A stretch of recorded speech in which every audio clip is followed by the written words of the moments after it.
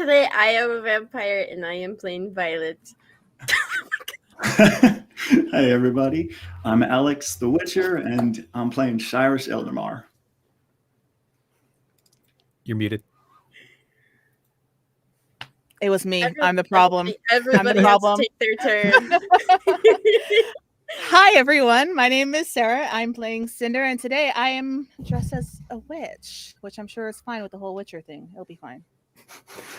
Hi everybody, I'm Juno, and I am playing as the Ashen One, and I am dressed as a quick put together version of the Ashen One. Ooh. Hey everybody, I'm Hubelio, and like any good dungeon master, I'm the person you're looking for in the crowd and can't quite find, but I'm also Waldo. Outcasts, when last we met, you had the opportunity to rub elbows with the elite of Seagate. While not the most happy of occasions, some of the most powerful of the city converged to observe in somber silence their remembrance of one of their own, Malgan Ramel. It seems fitting that in this moment you look back on his warnings about powerful people in the city having designs of their own on the future of Seagate. Feelings of mistrust may have led some of the party to conclude Seagate must be a town devoid of virtue. After all, if you cannot trust the rich and powerful, who can you trust? While prowling in the dark, tracing his own footsteps, Cyrus did his best to keep a lid on his notoriety, at least for a little bit, before dropping the gauntlet, or in this case, the mysterious coin for so many to see. Speaking of somber silence, Violet tried casting some magic, which got a stern response from the resident Ryman priest, Brother Jaha Firmos. Even for a prestigious occasion, the scene at the graveyard seemed on the tipping point of erupting. Before all hells broke loose, Varanvel managed to invite local folk hero Buford Remonstraz, or the Sea Glass Sentinel, to a meeting, and the party took their leave. What had become another remarkably beautiful day in the upper districts of Seagate began at a slightly slower pace. Ambling towards a communal table at the Quill and Parchment Inn, it was Violet who provided ample payment for a meal that seems to become increasingly more plentiful as party members joined her and Cyrus to break their fast. What started in sizzling bacon, fresh greens, and pleasantries gave way to big names and prying eyes. When a farewell is held for someone important enough in Seagate, even the sky cries as tremors in the dome projection pylon caused a drizzled downpour. Hushed tones and contemplative raindrops have done little to hold back the distinct scent of unbridled ambition, as the idea of an open council seat already echoes from street corner to the highest arches of Sea Glass City. As we catch up to the present activities of our party, Varanvel excuses himself from Violet and Cinder to head back to the Quill and Parchment. Cyrus seems set to surveil Brother Jaha, and we now focus back on the Ashen One, who, hearing upon the location of the funeral, decided to keep his distance. Varanvel has given you the location of the meetup with the Sea Glass Sentinel, so Ashen One, what are you up to?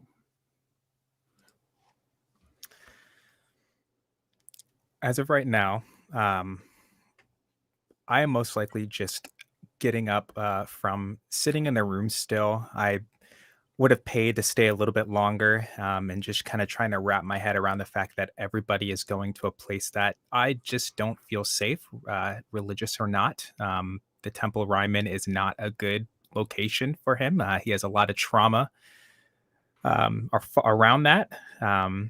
And for the morning, once he heard that everybody was kind of going to this place and he's sitting there on his own, he would have been kind of rocking back and forth with his head in his hands, just over and over and over again, saying to himself, "Bare the skin, for the flame shall cleanse. Scream to the gods, for they shall cure you of your impurities. Let the fire absorb your abomination of a soul. And he would be, I wish I said that in my voice, but he he would be saying that on repeat, kind of over and over, holding onto his head. And then eventually, as he kind of comes to from his little trance and his little just circling over and over his spiral, he would make his way, looking a little exhausted, dark circles kind of under his eyes, like he didn't sleep too much, even though he did sleep some. And you might just see some reddening on the charred, scarred, of his hands, where he just is clawing at the scars over and over, just stressing while he's saying this over and over again. And eventually he's going to make his way to the meeting spot.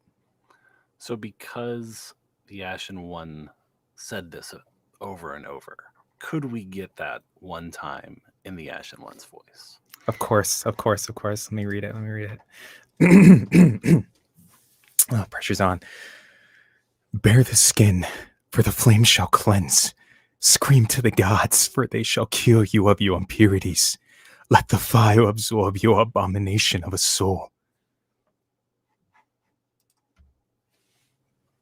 So it seems like there are certain things that may be haunting the Ashen One. Just a bit.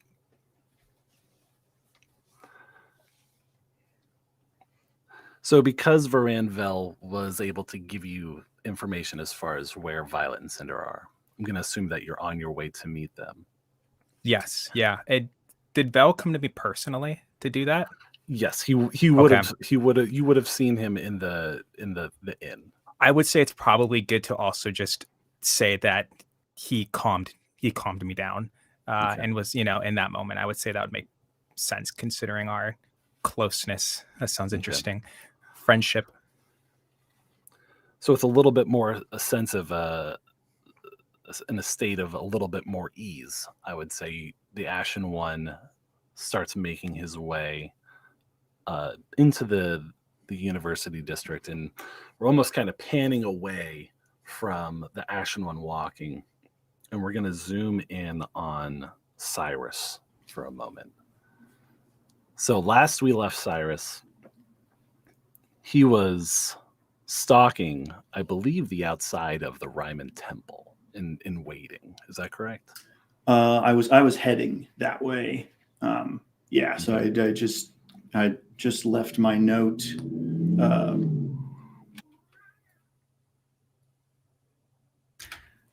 Gotta love a V8. I had just left my note not to follow me, and then turned my back on the party and headed off towards the Temple of Ryman. Okay. So as you make your way there, you don't see very many people on the street. And when you get there, are you standing outside the door, just kind of lounging somewhere? If possible, I would like to enter the temple, assuming the doors are not, barred or anything like that. Mm-hmm. I just want to take is it kind of like a typical like church or cathedral where there's like pews and stuff, correct? Yes, absolutely. So then I'll just take a seat on whatever the nearest pew is at the furthest point close to the wall, and kind of just wait and see what happens. So when you step into the Temple of Ryman, it looks very similar to like a Catholic church, but one distinct difference is there are like something that looks similar to a confessional booth, but it's not paired booths, like one side and like having like a little window between them. Something that you're probably aware of, and I will describe for everyone, is that in Ryman, there is a thing where basically do have a confessional type of booth, but it's only a single person. You go in there and it's your connection to Ryman himself. It's not mediated by anyone else, and so it's almost like it's considered almost like a sensory deprivation type of thing, where it's just a solo experience. And you do see that there are some other priests. I think when you were there yesterday, you noticed that it wasn't just the dwarf that was there. But after you sit there for a few minutes and just kind of, some of the priests probably say hello, but they do not intrude upon you being in this shared space that is obviously like public, as far as like they are not questioning your presence there. And Brother Jaha comes in through the main doors after a few minutes. You notice he walks in. Okay. I assume he still has his the large tome that he was reading from earlier. You can pretty easily ascertain that there is like something weighted in his robes that Okay. would be very similar to it. Yes. Okay. I don't want to interfere with whatever he's doing. Mm-hmm. I'm just going to observe. Okay.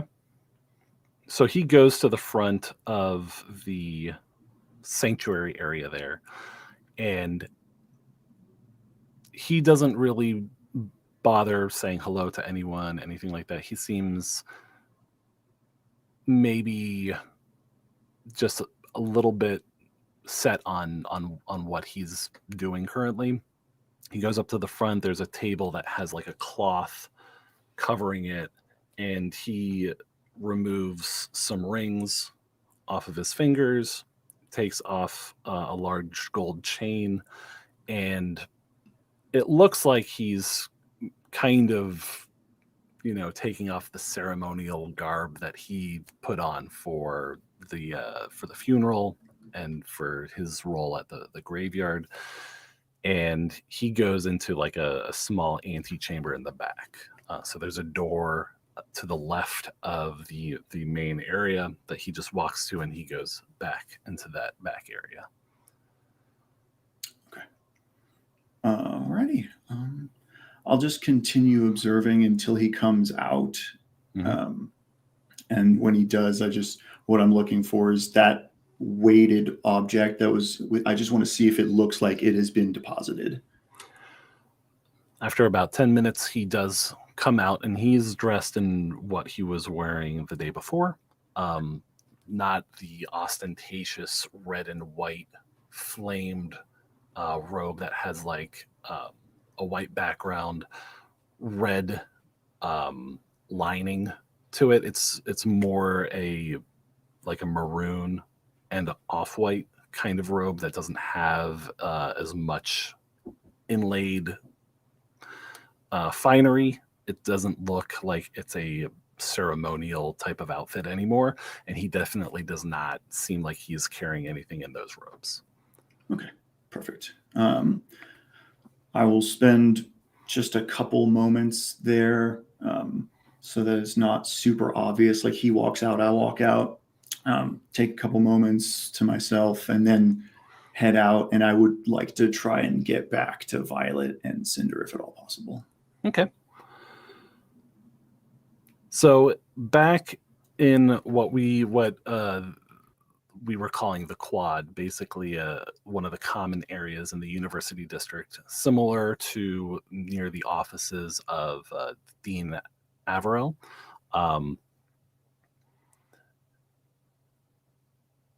Cinder, you and Violet identify the location. This is the quad.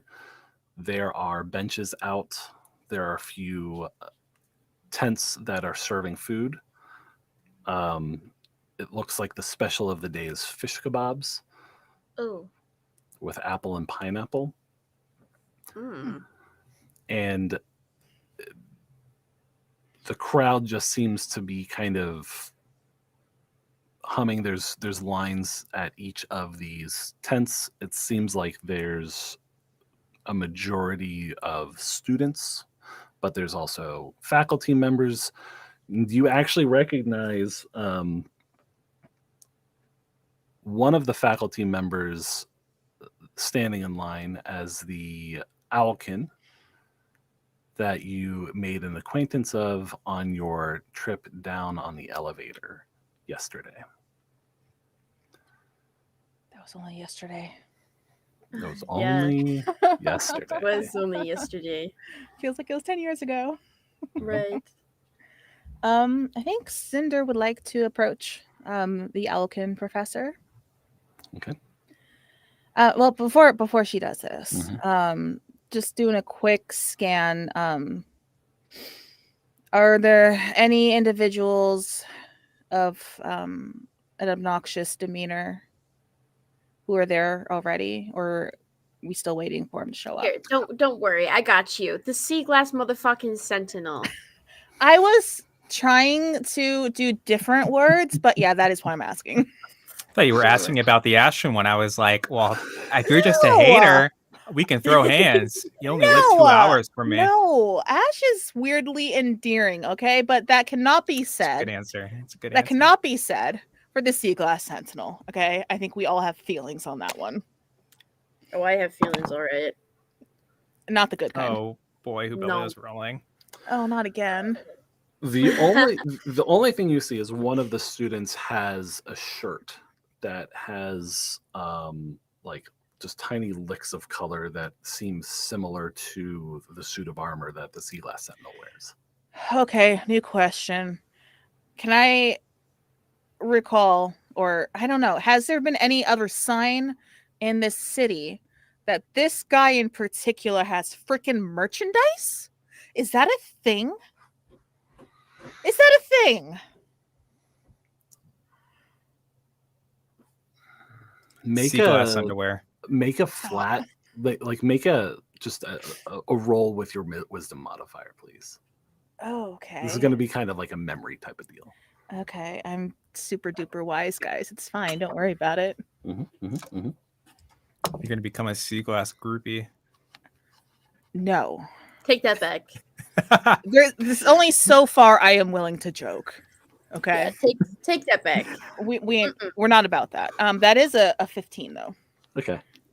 So you do recall seeing the crowd that was following the Sea Glass Sentinel while you were observing the Temple of Divine Jelly Light carrying out a certain ritual.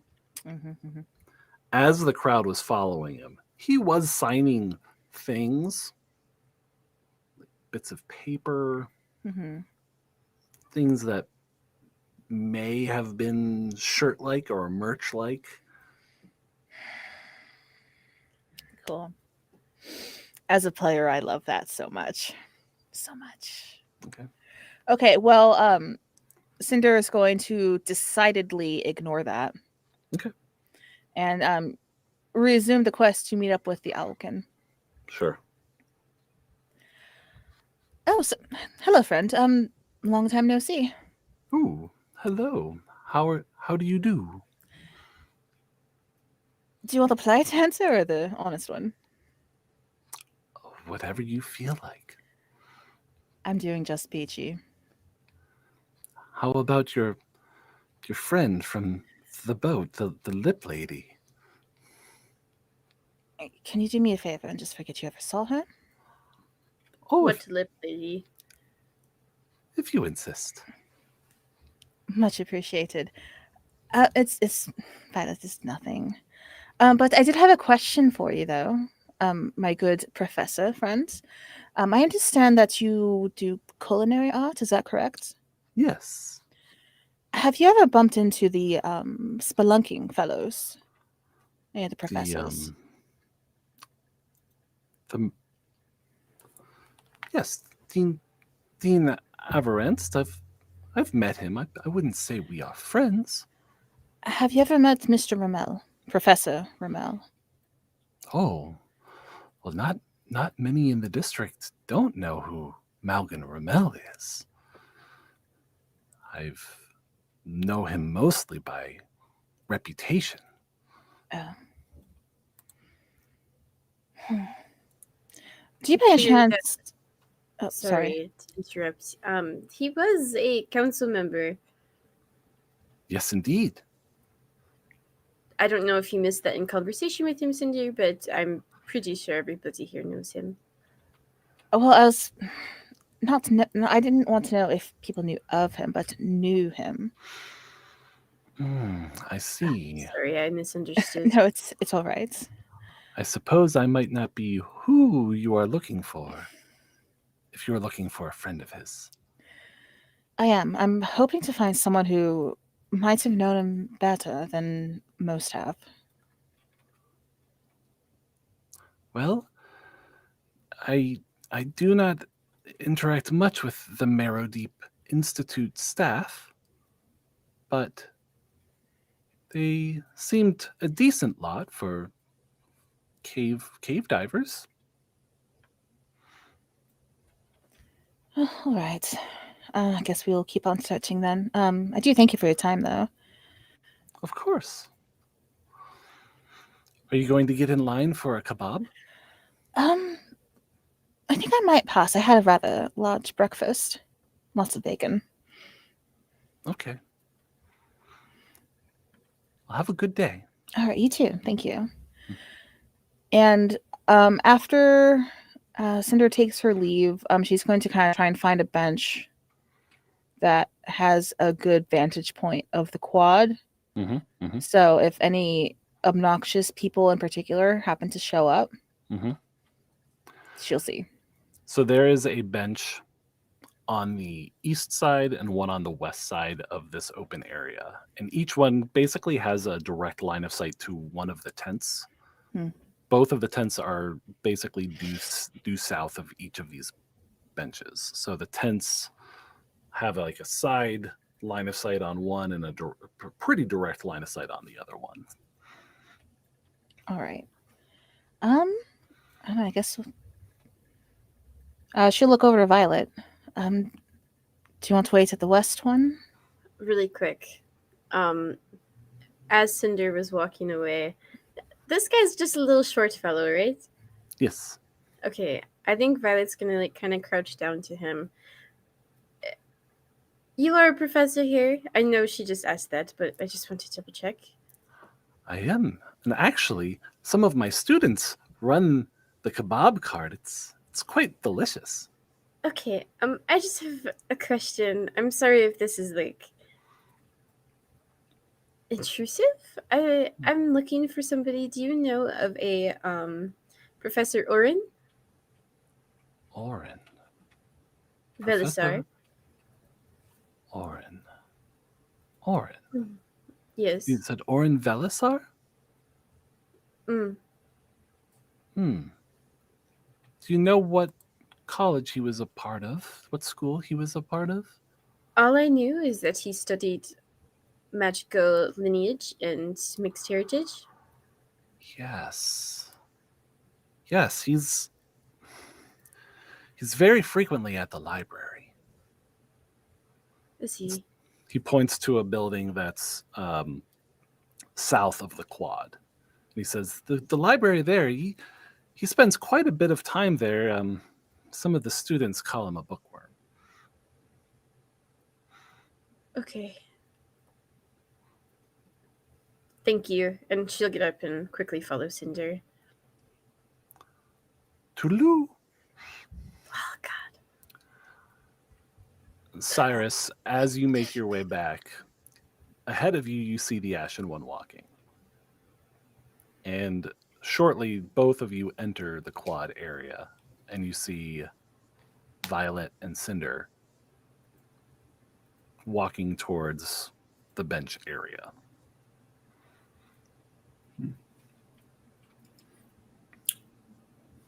I want to just walk right up to the Ashen One and just step in line with him and kind of just put my arm right up over his shoulder and just see how he reacts. I'm just gonna. Ashen one is just gonna. Sorry, that just caught me so off guard, and I'm imagining it. My first thought in my head was, "Are you tall enough?" But yes, I believe so. You're not Violet height. Sorry, height shaming. Sorry, I don't know why that caught me off guard. It's the most innocent, wholesome thing ever. Anyways, so Ashen one is just gonna stop and like look at your hand, and then just look at him, down at him, and just be like, I feel like this is okay, but Val would normally hit me at this point. Should I hit you?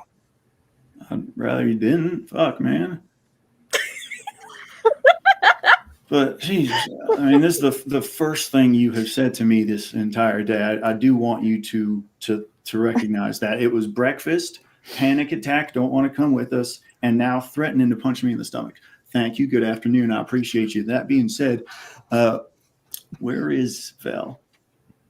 And because I'm going to look back over at Violet and Cinder, because I can see the two of them, and I can see you and I.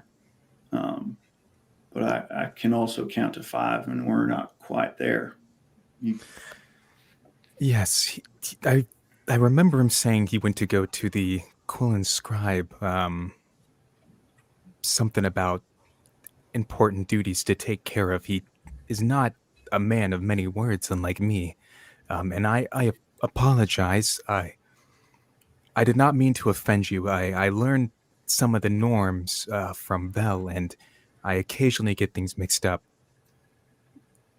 You're all right, brother. You take yourself a little too seriously, but you should keep a better eye on your friend, man. He loses himself easy. And I'm just going to pat you on the back a couple times and walk off before you can respond to me like an asshole. Ashen would never do that. Come on, not intentionally. I would. I'm letting you know right now. If you hadn't walked away, I was gonna say. Normally, I've heard that normally people have makeup kisses after this, so you got away just in time. Anyway, sorry. Serious mode. So the Ashen one is gonna walk over to where everyone's lining up for the fish cart, the kebab cart. Mm-hmm. And he's just going to walk right past the line, not really understanding what's going on, and just kind of lean down looking at it, just, what is this? One of the vendors says, well, they're fish kebabs, sir. Fish kebabs. What else is on there? Pineapple, an apple, some onions, and peppers. It's not that bad, actually. How much are they? Well, they're 2 silver pieces, but you probably would want to get in line if you want to buy one. I can't buy one now? Nope, you just have to wait your turn just like everybody else. It is not a kebab day. And he's just going to walk away. Okay. Back to where he sees Violet and Cinder. Okay. Did you guys settle on a bench? Either west or east? I think west. West. Violet is going to turn to Cinder and keeping up their infernal, of course. You look like you wanted to say something to me. I don't remember. I'm sorry. It's quite all right. Sorry, I got caught up. I has a question for the professor. I'm very confused now. If you don't mind, a little bit of a dump here. Oh no, I want to hear it. Okay, so I have something back home that I was researching, and I had this professor that I was mailing back and forth, and he stopped mailing me back. Oh. So I did a little bit of investigation, sent a few people here to check it out. Word came back to me that he's missing, and apparently he's just chilling in a library. Well, I suppose some people are more inclined to get, not to get anywhere, but to lose track of time. If they're somewhere or in something that's rather important to them. Yeah, but to say he's missing. Well, how about after this lovely meeting? How about we go to the library and see if we can't find him? That would be lovely. Thank you. And I see the Ashen One walking up. Oh, there he is. Finally caught up, did you? And we're speaking like normal people speak now, not infernal. Hello, normal people. Sorry. Alright. I'm sorry. I'm sorry. Wow. I listened to it. I listened to it on the recording. It was like. Okay, that was Nick's impression of it. Okay. All right. But you are speaking. Sorry. Okay. We Rephrasing. switch before back I to get... common. When Cinder reached out to or talked to address you, she did Sweet. English, guys. I'm not very good at common either. She did switch back to the common tongue. Yes. Okay. And what did you say to me walking up? There you are, caught up. Yes, I apologize for my absence. I could not attend the funeral, but I know I did my part by carrying him and handing him in the sea glass sentinel's arms to ensure that he had a funeral at all. I know that he is with the spirits now, and he is just living his secondary life. Well, I personally wasn't offended. I understood. I saw that you were very uncomfortable yesterday, and I didn't imagine it'd be any better going to a funeral ceremony. So, as far as I'm concerned, there's nothing to forgive. Okay. Did you see Cyrus on your way? I did. He put his arm around my shoulder, and Val told me that contact means that I should hit somebody, and it's a little confusing because I see people making contact on the street all the time, so I'm unsure. So, I think Val, he is a very good man who... Yes. I don't think he can quite speak for everyone's experience, especially when it comes to social matters, you know? So, depending on the situation, if, two people are comfortable, then yes, putting an arm around a shoulder is nothing. But if it's more of a stranger, then that could not be so welcome. Or if it's someone who you just don't like, then that could be quite unwelcome. It's all rather complicated, but also simple, but really complicated. You shouldn't resort to violence physically. No. First, use your words. If somebody is making you uncomfortable because they are touching you, say, please stop touching me. And if they don't stop, that's when you can swing. This is good to know. So, by Cyrus putting his arm around my shoulder, he was saying he likes me. I would say that he's comfortable with you. Maybe I should repay this. Would I do the holding of the hands or shoulder? That could work, Just try it out, see what happens. Oh, but ask first. Ask him first if that is okay. Consent is very, very important. I suppose. All right. Well, apart from that, it is good that I'm here, and that I've caught up with y'all. Is there anything I should know that I might have missed while away? I don't know. It's start. So for a moment, as the Ashen One asks this, Cyrus, are you also approaching the group here at this point? Yeah, I'd probably pop up here, just kind of casually, just nod to the ladies. Okay. So As the Ashen One asks this, you all kind of just contemplate for a moment what things have occurred this morning. The drizzle is cleared up. The pylon is no longer reverberating, and the day is kind of restored back to the glow of the jellyfish shining down light, and it feels very similar to sunlight. You feel it on your skin. It feels warm, inviting.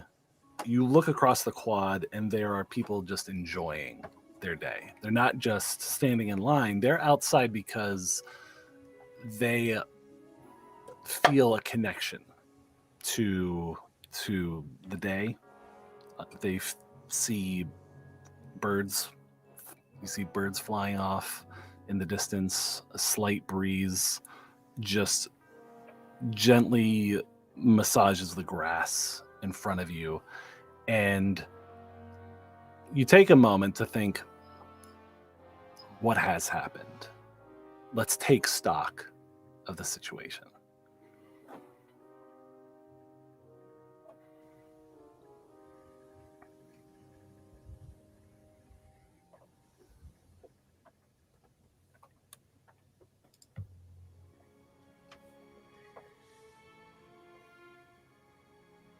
So do you want us to just get you caught up, or?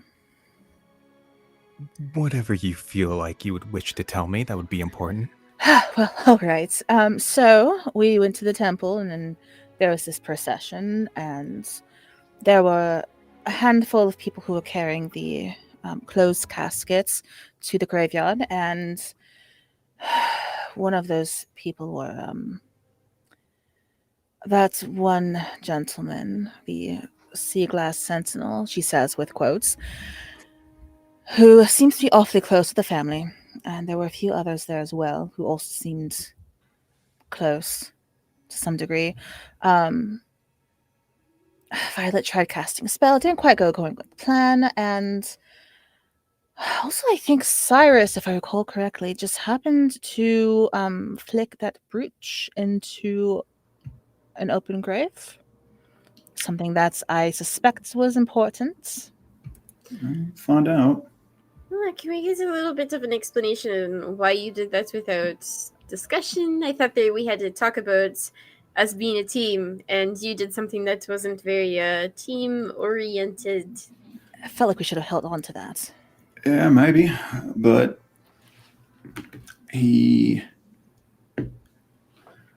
Professor Rommel, that is, last thing he did is, grab me by the collar and tell me to draw them out. I don't know who them might be, but them's somebody, right? And then I find a magically locked box with a key that he thought was so important that he swallowed that in his last moments. And if the key was that important, the box is that important, and his last words were that important to draw them out. Making a show of yourself will oftentimes draw out that which needs to be drawn out. I think there were lots of ways we could have drawn them out that didn't involve getting rid of something that might have been useful. Possibly. That being said, who knows? We'll get there when we get there. In the meantime, I do find it odd that I'm here chatting with you. I expected something would have happened by now. That's why I split off from you guys. I didn't want to draw too many eyes to y'all while I had so many on me. But yeah, keep yours open. Draw them out meant something else. Good. Maybe you were supposed to draw something. No, that was a terrible joke. I'm sorry. Like a painting. Oh, yes, like a painting. Exactly, Ashen, on the painting. What I'm most confused and, frustrated about, we're supposed to be here meeting the CS Sentinel. Mm-hmm. And who set this meeting up? Was it Vel? Mm-hmm. I believe it was Vel, yes, and he is conveniently not here to have to talk to him or anything. Right. So what are we meeting him for? Like, what is the goal? What do we ask? Well, what I was thinking, I was thinking of trying to, I guess, appeal to his ego, since he obviously has one. I would rather throw up in my own mouth and swallow it. Listen, Violet, this is not something that I would do willingly. Let me just state that right now. But I think it could help possibly draw some information out from him. That being said, if I must, I could be that person, but if you guys are here talking with me, I need you guys not to give up that ruse. I think it You'll would do be that. best for me to walk away then, because personally, a person that my mama would not approve of is not a person that I would approve of. I'm not saying you need to approve of him. I certainly don't approve of him. Even pretending to approve of him is going against my own morals. I understand. I do.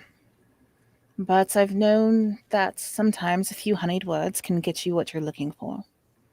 And we don't have lots of other leads here, if any at all, so I don't know, it's worth exploring. And if there's nothing there, then there's nothing there. And then I can just feel like an idiot afterwards.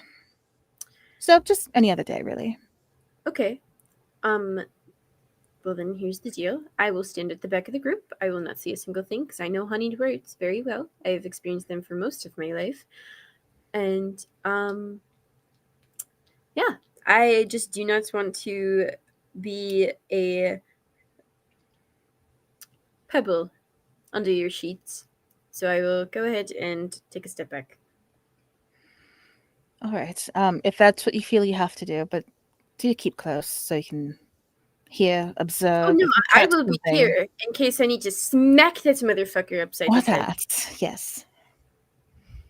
Hope I get the excuse. Sorry. No, stay on topic. Focus. But anyway, so yes, that's my plan. Ashen one, Cyrus, what do you think of this? I mean, he strikes me as a bit of an idiot. Indeed. I don't know. I don't think it's a bad idea. He seems the type of man small enough to get puffed up from something like that. But I don't know. He killed that tadpole. I know we did a number on it, but there's more than just whatever he's showing, you know? On that note, and Cinder's going to kind of talk in a lower voice and kind of move a little bit closer to our little cluster of people. So before Val just up and left us, he did mention a theory that he had, and I think there might be some weight to it. He seemed to think that this killing blow just happened to come at a time when Mr. Rammel's survival was impossible. He seemed to think that was intentional. So, that being said, I don't trust him. None of us should trust him. But also know that there could be something going on. Yes, as you're saying, Cyrus, but you just need to be careful and observant, all right? Mm-hmm.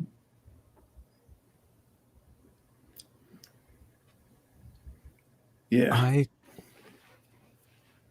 I'm not fond of this sea glass sentinel. He disrespects the dead, and I do not like that. I am with Violet. I think we should not give this guy time.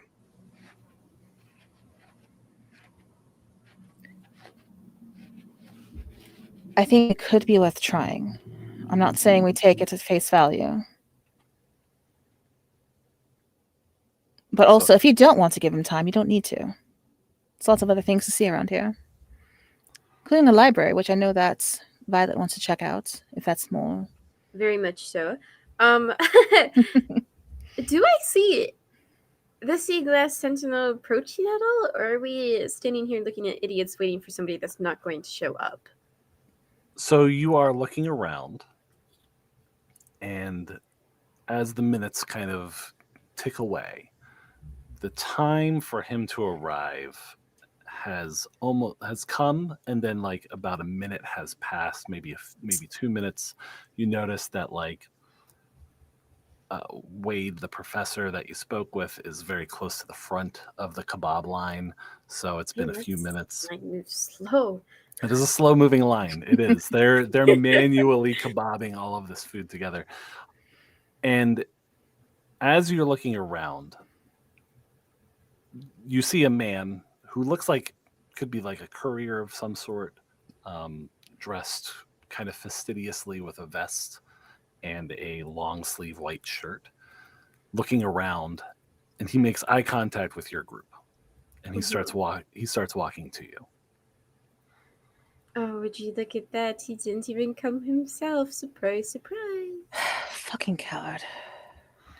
The man says, "Are you the party with the fishman Varanvel?" I don't think he'd prefer that title.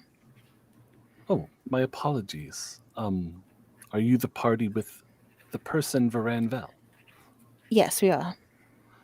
Well, I have something for you then. And he hands you a piece of paper that has a crude drawing of a knight, and it says, "To my number one fan, Biff," with hearts over the eye.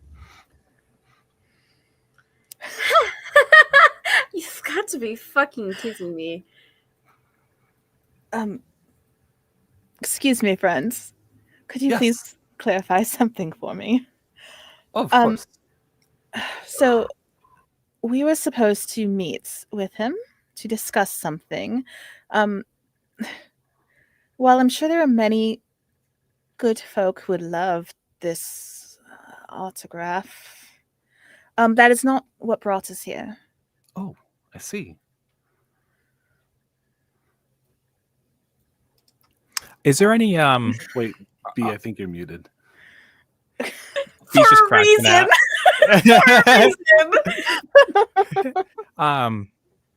Was the sea glass, or sea ass as Violet had put it, sentinel, wearing any like distinctive jewelry or anything? Jewelry? Yeah, like piercings or My hands are on his neck. Sorry. I hate him. Quite the accessory. Are you asking me, or are you asking your party? I'm asking you. Okay.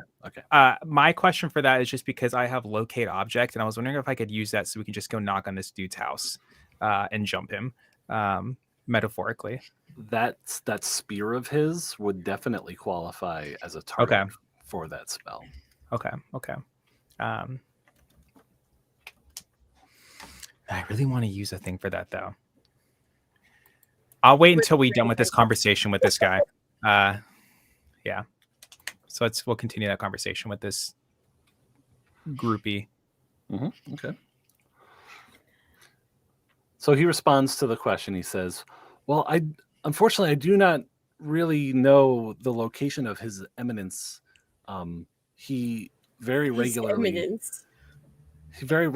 patrols the University District, the Nobility District, the Administrative District. Sometimes I've even seen him in the Agriculture District, but not very frequently." Oh, question. Does he have a pedestal that he stands on in a square somewhere? Well, I mean, the statue that they have of him is on a pedestal.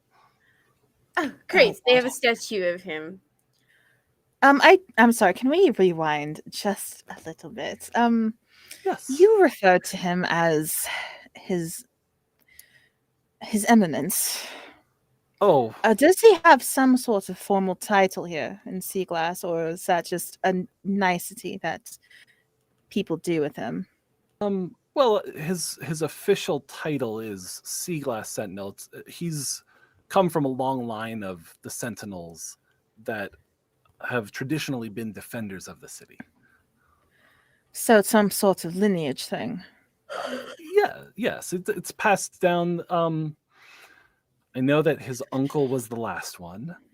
Before that, his great grandfather was one as well. Yes. Oh, great. Does he often set up meetings to talk to people and then not show up? I'm not really sure about that. I do deliver signed these graphs of the drawings that he does, and that is drawn by him, by His Eminence himself. It's quite a collector's item.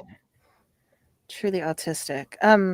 Do other people seem a little bit put off when you hand them this piece of paper with this lovely art on it? Put off? I mean, like expecting something else, perhaps, such as a meeting. Just as an example. No, to be honest, I mean, the last one I gave to someone, they hugged me. We are not going to hug you, just to be clear. No touching is happening. That's I'm fine. not one for shooting the messenger, but I'm also not one for hugging the messenger either. Understandable. All right, well, this was a waste of time. Well, I'm very sorry to hear that. I do have other deliveries to make. I hope you have a good day. Me too. Oh God, that's not going to become a thing, is it? No, He just walks off. Where was the library again? I am marching in that direction. Who has a passive perception of, what was it, 15 or 16? Oh, not me. God, why did it like flash? Ash and one does. Yeah, it would be Ash. 15! Oh yeah. 15. All right. So those of you with a passive perception of 14 or higher, your attention is drawn briefly to the kebab line.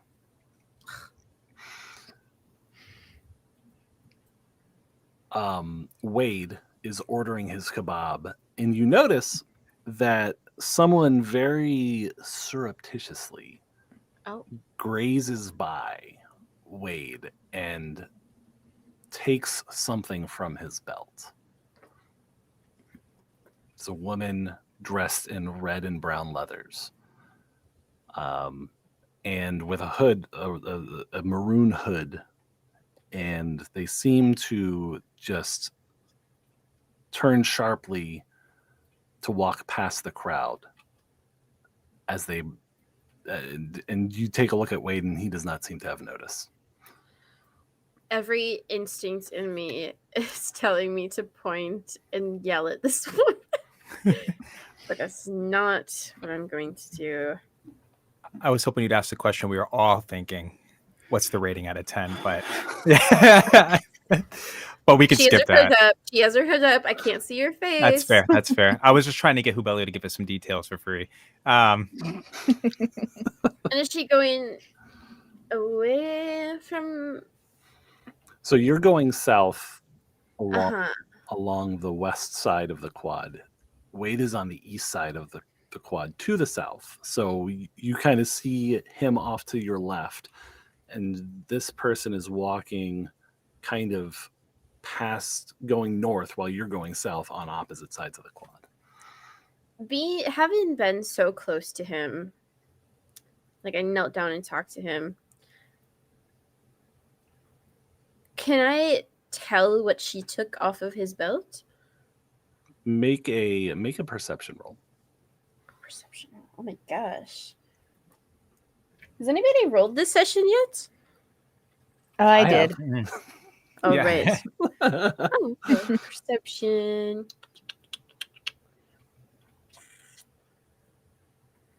21. Oh, yeah. That's definitely a bag full of coins.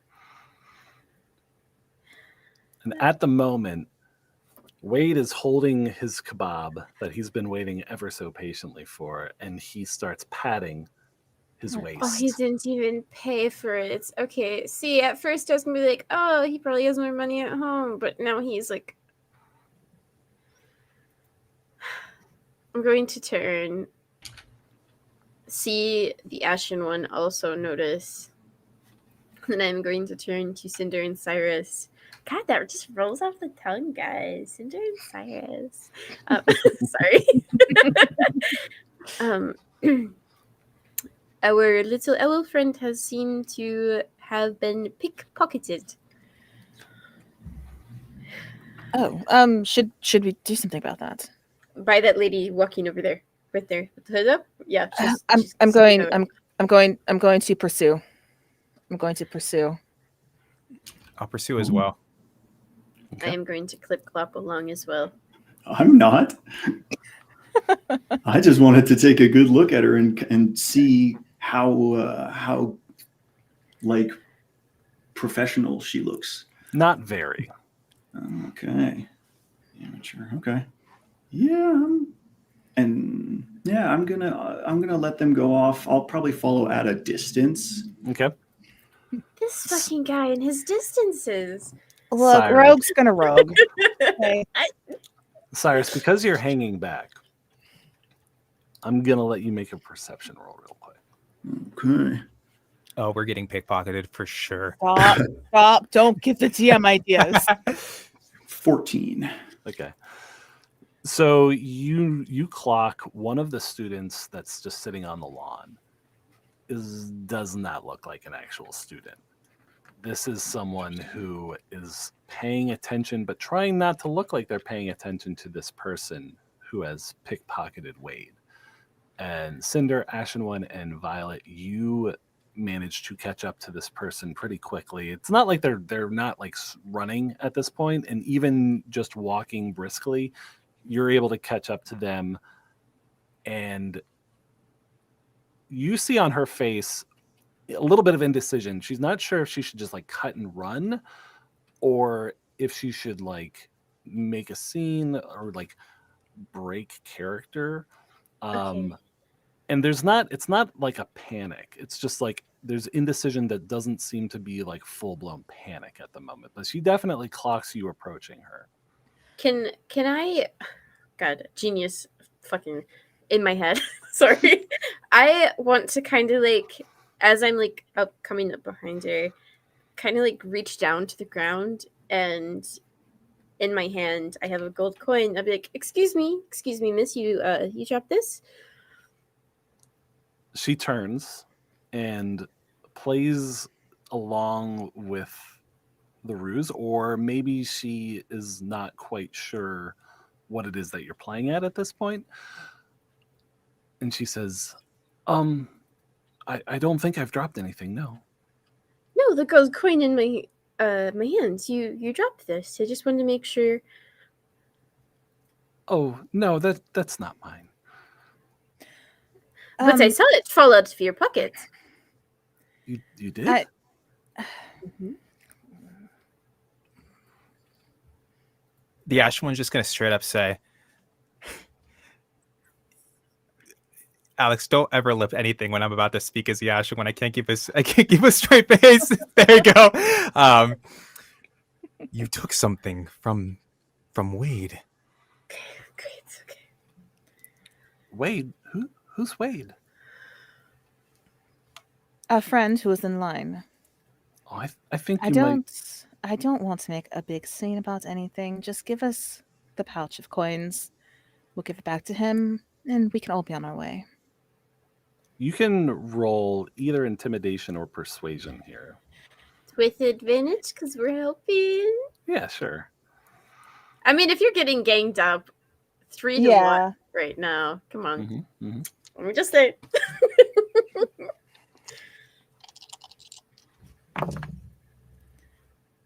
Okay, that is going to be an 18. Okay. And that's persuasion, not intimidation. Okay.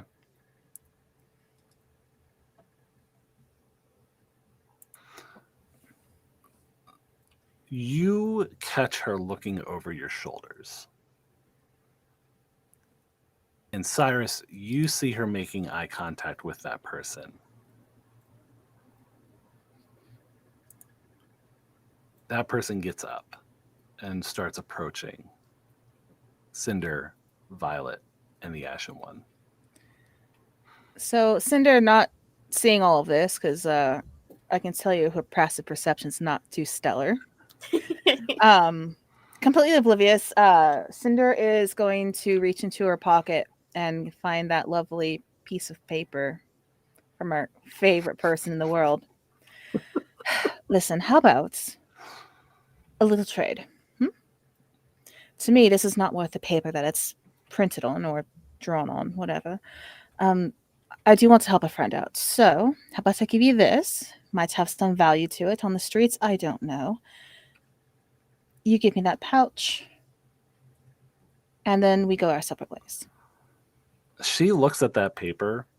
Her eyes go wide. Great. She says, how about I buy that for 2 gold? And the coin purse?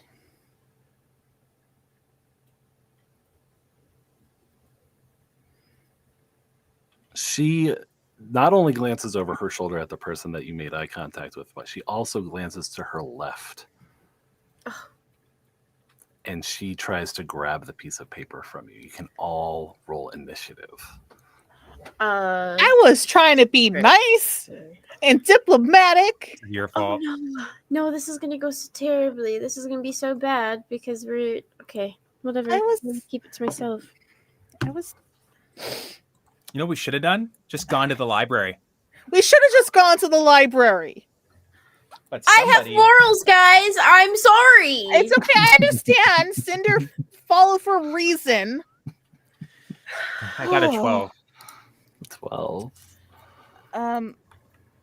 That's gonna be a 17 for me.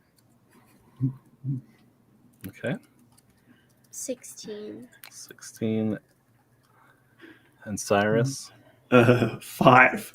Cyrus. Is that what Bravo. you're giggling to yourself?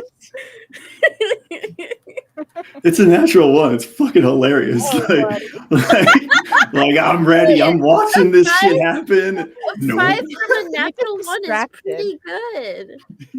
Do we have the same initiative score, my friend? Cinder 17, Violet 16. Yeah. Let's see. You guys probably want to have control of your tokens here. And you guys are going to be over here. And Cyrus is going to be about there. Just want to have a nice conversation, keep things civil, which is not something I normally do in D&D, and this is what I get. Something like that. If you guys think you might have been positioned a little bit differently, that's fine, but that's basically where we're at here. There are some other folks standing around, but most of them have like scooted away as you have confronted this person. So they're at least like 10, 15 feet away from you. So she tries to grab the piece of paper out of your hand. So you could make a contested strength roll here. A contested strength roll, you say? Yeah. As a caster, this is great. Oh, yep. Nope. That checks out. That's a natural 1 for a grand Okay. total of 2. Okay. Wow, so strong. Oh, like, look at these guns, you know? Oh, Like, yeah. yeah. Looks for me more, Cinder. Mm. So she's going to grab the paper and disengage. I will cry myself to sleep tonight at the loss of my oh so precious signature And she's from going what's to his just face. run due south. Can I bolt after her? We're in initiative. Yeah. We are in initiative, and it's Oh, sorry. I thought it was a successful. That's all right. Yeah. Words are hard. So Cinder, you are up next in initiative order. Oh god, I'm not used to going so soon. Okay, and she went south. Is that correct? That is correct. Okay. I'm also probably going to assume she's still quite oblivious to everything else that's going on. So she is going to again kind of leap into the air, get a little bit of height to her. She's gonna go. She's gonna go a little bit to the southwest, about 30 feet in bird's line, and just wanted to do things civilly. Okay, I'm very, as a player, I am distraught at how this all turned out. All right, it's supposed to be a simple little thing. Do I still see that paper? Oh yeah, it's like she's just got it holding a Y1 with one hand as she's like running like this. Okay. Kind of when she gets to that point, I'm gonna try and like kind of predict it, so this lines up well as we're both kind of moving into place here. I'm going to attempt to cast bonfire in a location that is underneath where she'll be grabbing that piece of paper and running, hoping it will catch fire. She's not necessarily trying to hurt this person, but just to not let him get away with just being an asshole, pretty much. And I guess the piece of paper, or however you want to rule this, DM, is going to need to make a dexterity saving throw of 14. Okay.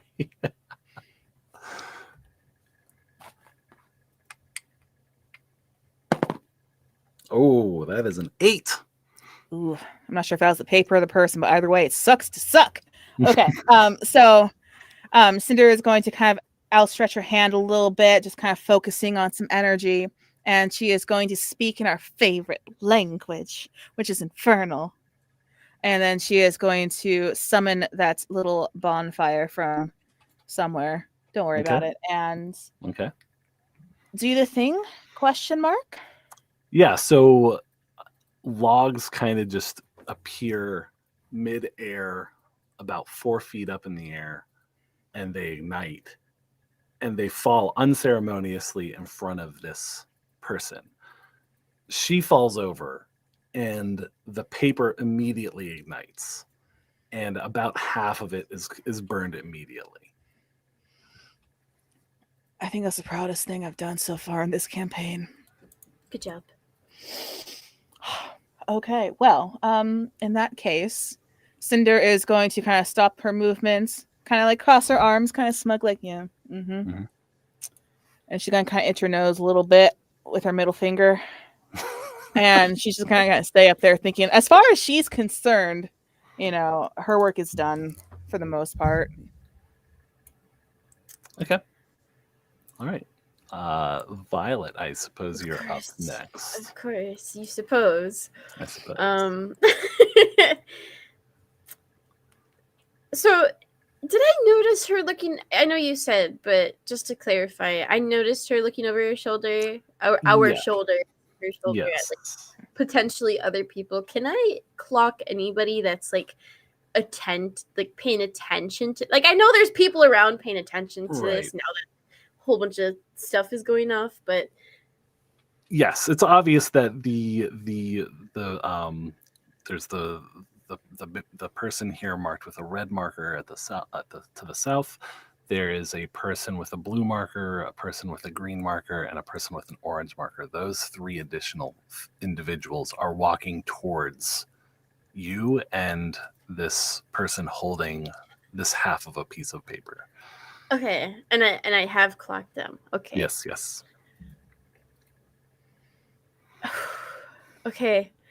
God, I don't know why my tummy hurts so much all of a sudden. It's combat stress. Yeah. I'm gonna look to this person that is currently north of me on the map with the blue marker, and seeing them intently walking towards us, Violet is going to turn, points her finger at this individual, and command, kneel. And I need a wisdom saving throw. You can't have that commanding presence when you squeak out that they need a wisdom saving throw, B. Of 15. And where was that?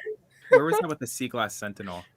Oh, that would have been beautiful. From like a That would have shrouded been in embarrassing. alley. Oh, That would have been so embarrassing if he succeeded, though, guys.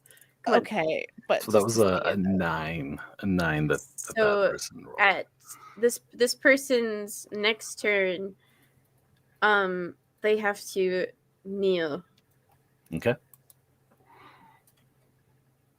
Anything else for your turn?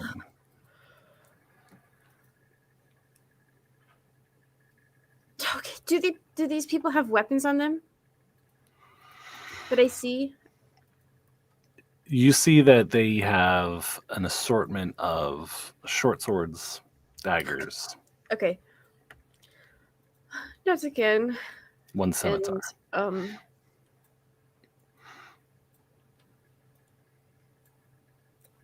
I there's nowhere I can really move that, like, I don't know what's going on yet, so I guess I'm gonna stay and pass my turn. Okay. Oh Ash- man. Okay. Ashen one, you are up. Perfect. Well, now that I know they got weapons, I am going to use. I'm going to activate apparition state. So I'm going to go through the whole ritual for that. Taking out my blade slowly and just saying the enchant. The chant of spirits to me. And then I get that kind of green outer lining of like a specter warrior over my body.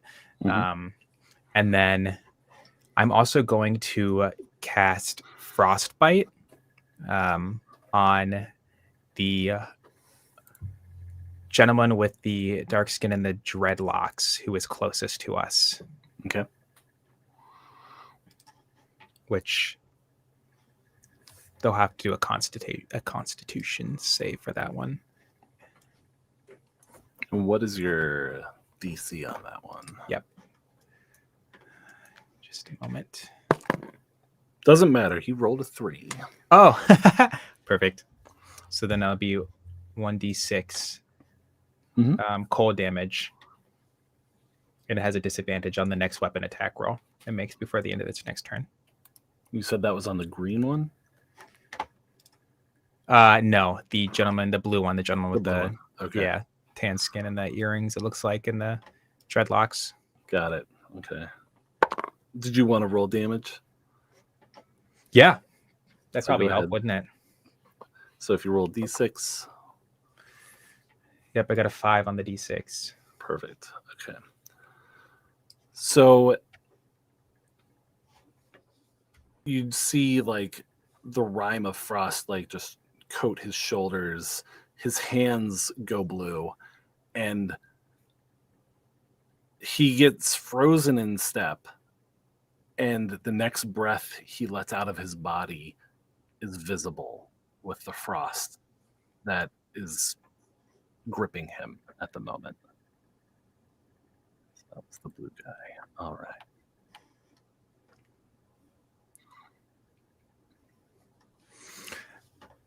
And then would I be able to see if there's any hesitance from the green marked one, the gentleman with the long hair and the red bandana over his face to the left of him? After this? Not at the moment, no. You look at him and he still seems pretty intent on walking towards either you or the woman that has the half paper. You're not quite sure where he's looking. He might be looking right past you.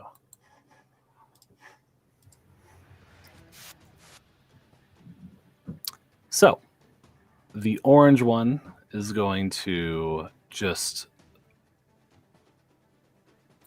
make a dash move here and try to catch up with Cinder. I think at this point, Cinder realizes that this is still going on.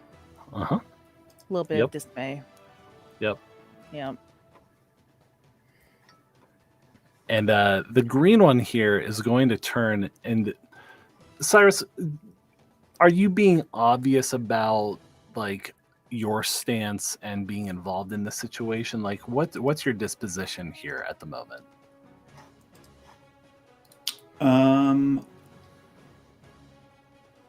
So I was trying to draw as little attention to myself as possible. Mm-hmm. So like I've got my hands behind my back because I have 2 daggers that I wear scout style back there. So I've got my hands on those just in case. But I was trying not to look conspicuous. Okay. So this guy who's marked green, he's gonna just like look to his right and scan the crowd to see if there's anybody that is coming to the assistance of these people harassing their friend. His eyes go right past you. He does not clock you at all, and he is going to move forward. Here, before you do that, I need to move my character forward because I'm doing touch based. Oh, okay. Yeah. Sorry, I didn't get to say that I was ending my turn yet. But I'm going to stop right there in front of the dread guy. Okay.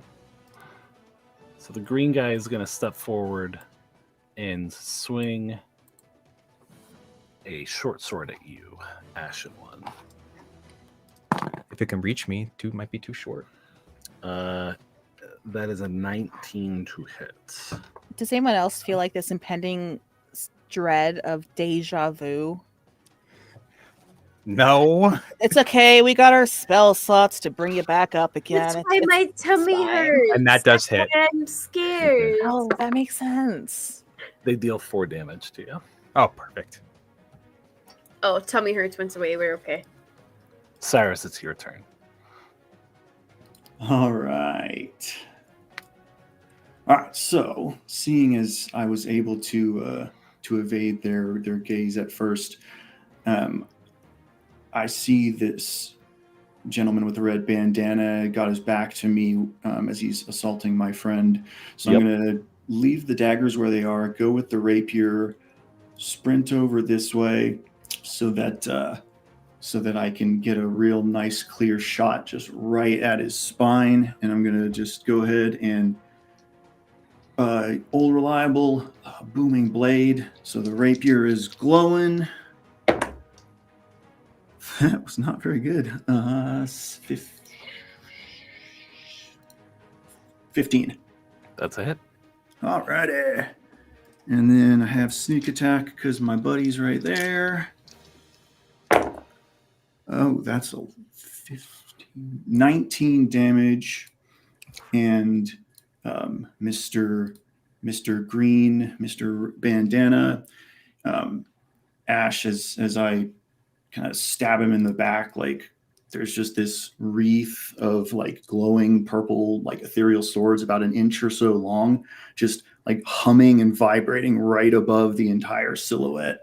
And then I'm going to use my bonus action to disengage and step back up here 5 feet just to see if I can bait him into stepping over my way.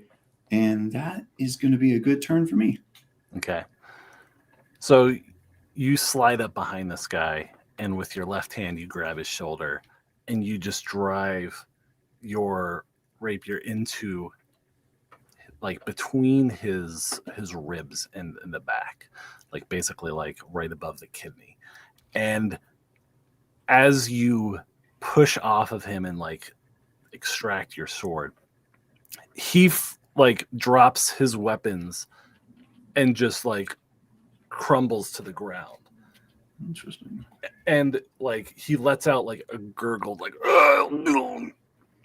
and the orange person takes notice, and the red lady takes notice. And they both look, even though the red lady has fallen down from the logs that fell in front of her. The blue guy has not turned, and you're not exactly sure why. Is that the end of your turn? Okay. So I killed him then? He is currently down. Okay. Yeah. I'm cool with it. Okay. So at the end of your turn, this bandit with a red mask gurgles as he writhes on the ground, and it becomes evident why the one in blue has not turned to look at his companion, and it is because his joints are locking up, and very slowly you hear creaking as he fights the frost, trying to slow him as he kneels down. And you're not sure if you hear multiple tendons snap, but it doesn't sound good. And he doesn't seem like he's having a good time either. I feel so bad for these people. This is the most gruesome. You feel bad? I feel bad. I'm the one who froze him. Might I remind you all that they started it? Okay. Okay. You don't know why they're stealing money. Maybe they need it for their sick mom. Mama. But they got hostile, and I was trying to be civil. Okay, they could have walked. We all could have walked away. Is this gonna traumatize people? So this woman stumbles to her feet and tosses the bag of coins behind her, as well as the piece of paper that's still burning, and continues to try to sprint to the south, away from you. And Cinder, if you want to follow her, you can, because she has not gotten too far. She's still definitely within range of you. Cinder is not going to follow her because she dropped the bag of coin. As far as Cinder is concerned, they good. They're good. Okay. So yeah, that individual who made this entire thing a lot more complicated than it needed to be. Yeah, Cinder has no problem just letting her go. Okay. So Violet, it'll go to you. Oh wait, was that my turn? It is your turn, Cinder. Sorry. Oh, okay. Okay. Let's slow down. Yeah, we can slow down. Cinder is not going to pursue this person. Mm-hmm. But she also did notice that there's this other individual with a red handkerchief around their face, mask around their face. Do they appear hostile? The one that is marked orange? Yes, that icon. When he approached you, he did seem hostile. Now he seems quite focused on the individual that Cyrus has impaled. What if they're lovers? I feel so terrible right now. I'm so sorry. I'm like actually considering what if I healed them and like bargain for them to just like chill out. Bad wording, bad time, but you know what I mean. Like, you have a feeling that their morale has been crushed. So even though it's not your turn in initiative, there's merit to something along those lines, you feel like. So Cinder, I'll allow you to take your turn, and then it'll be Violet. But then Ashen One, you feel like you might be onto something. Yeah, sorry. I'll shut up and let you off. Thank you. Yeah, I'm sorry. God, Okay, my consciousness is dying right now. Like, I just want to make sure I don't lose my turn, and we keep getting closer to me losing my turn. Okay, so seeing the one that is off to Cinder's west. Mm-hmm. She is going to look at this person dead in the fucking eye. Okay. She is going to cast thaumaturgy, Okay. and she is going to tell this person, you need to leave right now. He immediately drops the weapon in his hand. Oh, that worked. Okay. Again, feeling very content and proud of herself. Cinder's doing so good. So good. Diplomacy, everyone. Diplomacy. She nods to herself. She's very smug, feeling good about things. She is going to kind of fly over to where that other individual had chucked the coin pouch. Yep.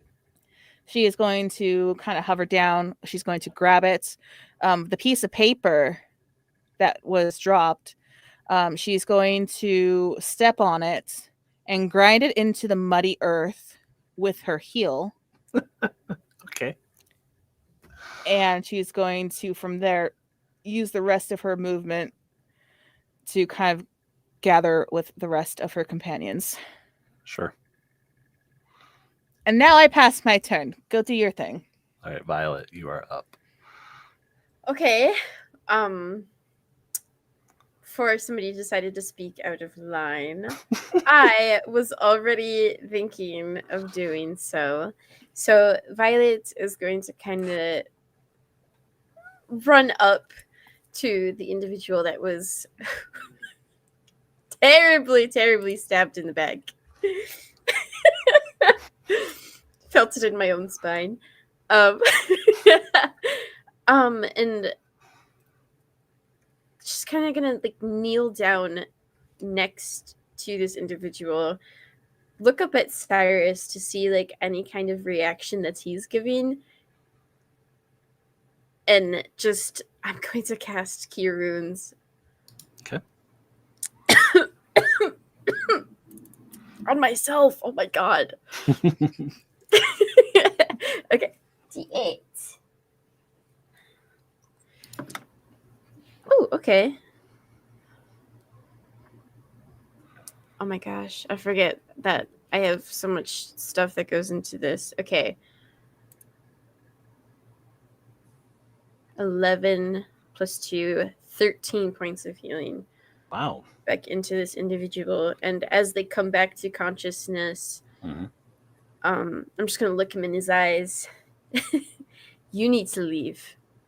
You need to go. Do not show your face here again. The guy on his back shows his hands, and he's just like, anything else for Violet's turn?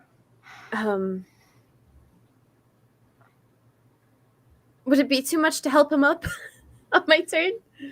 No, you definitely could. If you extend a hand, he'll like slow, like he's got his hands up like this, trying to show you that he's not trying to like reach for a weapon or anything, and he very slowly like takes your hand, okay, and gets up, and it looks like he's about to like back away.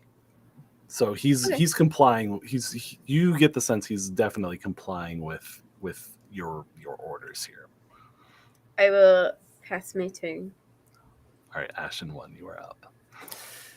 Well, after waiting so patiently to talk, I'm sorry. I feel so bad. I'm just an asshole. All right, I'm just gonna say it. I It's just feel okay. so terrible. It's like actually tear me up right now that we're just No, like making people please suffer. don't feel bad. I just felt like really weird taking that initiative to go do that because I was already thinking about it, and then you said it out loud, and I was like, oh, I don't want to feel like I'm like metagaming.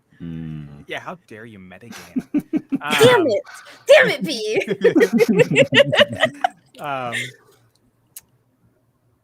Oh, there goes my brain. I wanted to use Healing Spirit. I wanted to cast that on Mr. Handsome Man here with the dreads. Oh, okay. I would say 8 out of 10, definitely just from that photo. Oh, I was thinking 9 personally. 9 out of 10, yeah. He does have a smolder for sure. Oh, yeah. Oh, can you give us an example? Ooh. That's beautiful. Thank you. Thank you. Thank you. We'd have to charge people for that. Yes, I want to cast Healing Spirit. Okay. So yeah, he would definitely I think if you're casting it right on his spot there, he's gonna take the effect of that. Perfect. So. And I had gotten a 5.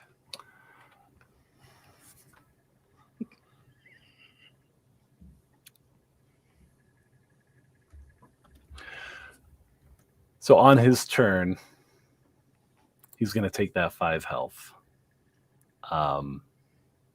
And all 3 of them that are remaining, actually all 4 of them, they seem to scatter. They're moving slowly so that they're not looking like they're threatening you in any ways. The one that was stabbed definitely sidesteps away from Cyrus, and they just kind of take off in random directions. Don't even get to say anything to him. You can say whatever you want. They're gone now. Toodaloo. Belio. Toodaloo. Toodaloo. Yeah. You absolutely no. have a chance to yell at them. Everybody else is getting the. Are you done with your turn yet? And I'm here getting. All right, you healed them. Peace. Ow. I didn't get it. Are you done with your turn yet? Okay. It's true. Well, Yeah. Cinder isn't important, but. Whoa. I'm sorry. What? What? Oh my gosh. I said what I said. You're just jealous because my character flies their freak flag higher than yours. I'm just saying that bonfire. Yeah. So the bonfire continues to smolder on the grass, and you are out of initiative. Perfect. If there's anything that you would like to do or say to these people, there's a high chance that you're going to be successful unless you're just letting them kind of scurry off. I have something to say, but not to those people running away. Cyrus, you can't just kill people in broad jellyfish lights. Ash, how's the wound doing on your side? Oh, okay, so we're just going to ignore me. Are you serious? Are you okay? I definitely feel it. It's not a pleasant feeling. Do you need healing? I can just step into my healing spirit and get that healing. Yes. All right, never mind then. And that's why I did what I did. I'm going to choose someone I've known for a day or two over someone I've never met trying to stab that person. I will do that every single day of the week. I will do that in broad daylight. I will do that at dusk. I will do that at midnight. I do not care. I understand it's violent, and Cinder, I apologize for cutting you off here. Violence. I don't enjoy it. I don't enjoy the spectacle of it. But you and I both watched him almost die yesterday. I do not feel like doing that again. If that means I have to be a bad person, I am all right. I understand. I'm sorry for yelling at you.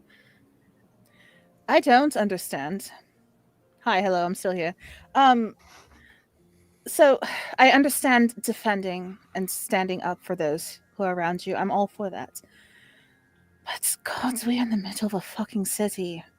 Can we please try something a little more diplomatic? Please. Is there anything diplomatic about letting somebody stab me? I feel as if it was warranted. I am not usually one for violence, but if you were to get stabbed, I will not let somebody stab you over and over. Right. But if I can avoid killing them, I will. I shouldn't be killing people. I'm sorry for cutting in again. No, you're fine. You're fine. I'm sorry. To be fair, you did kind of smack him with some ice first before he decided to stab you. You got into his range. He was probably scared. I understand that you might have felt hurt, literally, by a stab wound. But these guys clearly do not know what they are doing. They are robbing somebody in broad, daylight. Just say it. It's fine. I just feel so. I'm new to this city, and there's giant jellyfish that provide the lights, and it just feels weird because I'm used to being in the mountains where the sun is shining so close, and now I'm stuck under this. Okay, I don't want to go to jail. We have a higher probability of being seen by guard if we are just outright stabbing people in broad daylight. You're okay. You are standing. It didn't look like it went that deep. I am here. I can heal you. Cinder has healed before. You have healed before. We're okay. Let's just move on. But also do note that we are outsiders here. All right? So if there's ever going to be an easy, convenient direction to point someone's fingers, and if we have any blood on our hands, it could easily be us. And I don't want to go back to jail. I mean, I don't want to go to jail. As you say that, Oh, no. a half-elven woman approaches the four of you and says, "Go to jail? How about accept a job?" Oh, the steak could not get any weirder. Who are you? My name is... It's a good name. Scrolling, it is A really good name. Deborah. Really Wow. fun. Or was it? It was like right in front of me for a second. There we go. Where's Waldo?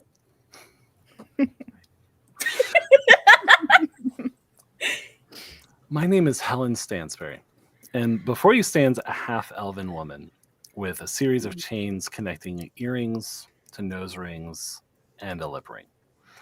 A calloused hand rests comfortably on the curve of her hip, and a dark green leather doublet and brown leather pants partially hide her athletic build. And she says, "I'm the council person for the Shallows district, and I happened to be in the area. I actually saw some of your handiwork at Mr. Romel's funeral. And as you look at her, you realize that she was one of the less ostentatious personalities at the funeral." And she says,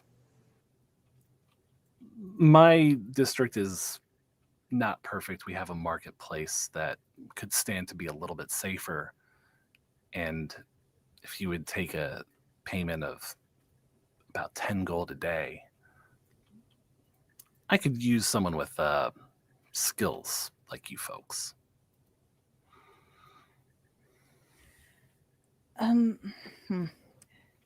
So we do have some other things we are trying to look into while we're here.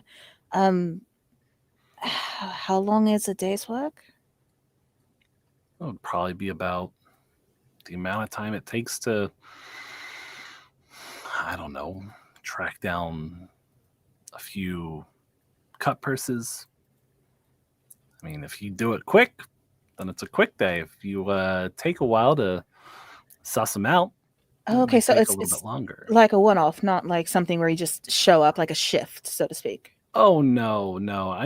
I would just pay you a little bit, and then at the end of the job, I suppose I've got another 50 gold I could pay you if you took care of it all in one day. Didn't we need to go to the library? Oh, you don't have to come by right now. My office is just north of the market, in the Shallows. I don't know if you are familiar, but you can ask around. My name's Helen Stansberry. And if you come around tomorrow, the day after that, I mean, I don't know if you noticed, but if you're outside the nobility district, there's not a whole lot of guards. And you are a person of power here. Well, they tell me I've got power. I don't know if I buy that all that much, but you know things. I know a few things, sure. I want to take the note I got from Malgan and show it to them and be like, do you know the person messaged or mentioned on this note? It says something about your brother? You have a brother? I believe so. The note says I have a brother. She looks the Ashen One up and down. You're a tall motherfucker, aren't you? I am tall, but I am nobody's father. Well, do you think your brother looks like you? I would think to a point, yes. She reaches out and grabs your hand and kind of, would you let her do that if she, I mean, she likes me, yeah. She turns your hand over and she lifts your hand up and kind of like looks up into your armpit. I like her already. Sorry. She says, I ain't never seen someone like you, but I mean, we could look for him. He's not gonna blend into a crowd. You can find him pretty easy, I bet. Yes, okay. If he is here, I will keep open eyes. I have a feeling that I would know if I saw him or felt him in the area. Thank you. Anytime, take the note Stretch. back. I have an above table question. Yes. Violet is going to pay close attention to how Cyrus is reacting to this lady.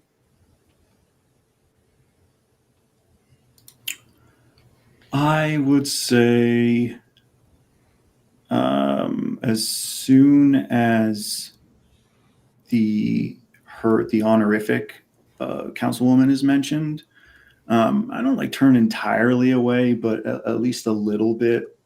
Kind of doing one of these, listening, definite clear disapproval on my face, not severe, but I'm not in love with this woman. Okay, that's all.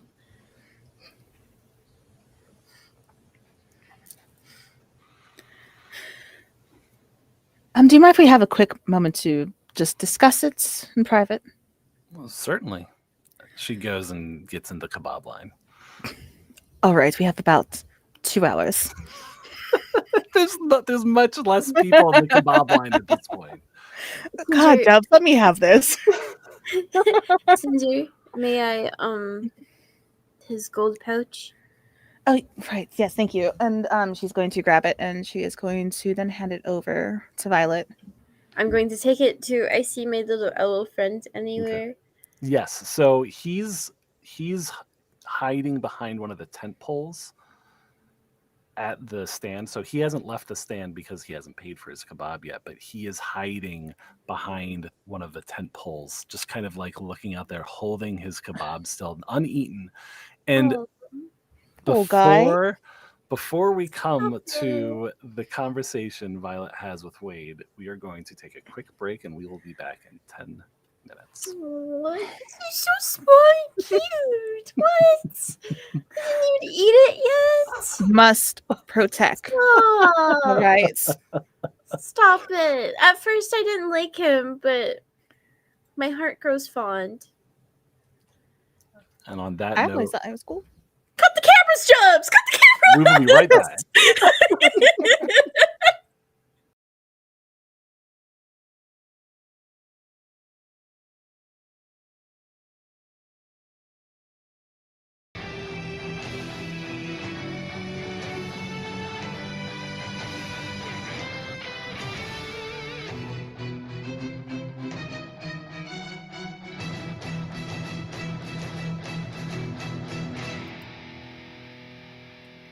right. Welcome back, everyone. We rejoin the Eldritch Outcasts as you have successfully dispatched some would-be thieves from stealing the coin of Professor Wade Hoskin, Owlkin, small round guy, and he's been cowering behind this tent pole, and as the thieves ran off, he has been eyeing the bonfire that Cinder has created, but he's currently holding his shish kebab in his hand and just kind of not sure what to do at this moment, and Violet is started to approach him. Yes, I am approaching him. I'm not like rushing over or anything like frantically. I'm just calmly walking over to return his coin purse to him. His eyes are darting kind of left and right, and he says, What happened? Who were they? I do not know who they were, but I do know that they had a little bit of sticky fingers, and I'm going to hold his pouch over to him, and I believe this belongs to you. Oh, my wallet! Thank you so much. And he reaches out, he takes it, and he immediately turns and pays the folks at the tent a few silver, and he says, "Thank you so much. What is your name?" Right. Wait, we weren't introduced yet, and I was over here bombarding you with questions. I am Violet. It is nice to meet you, and I will extend my hand to give him a little shake if he's got a free hand. I don't know at this point.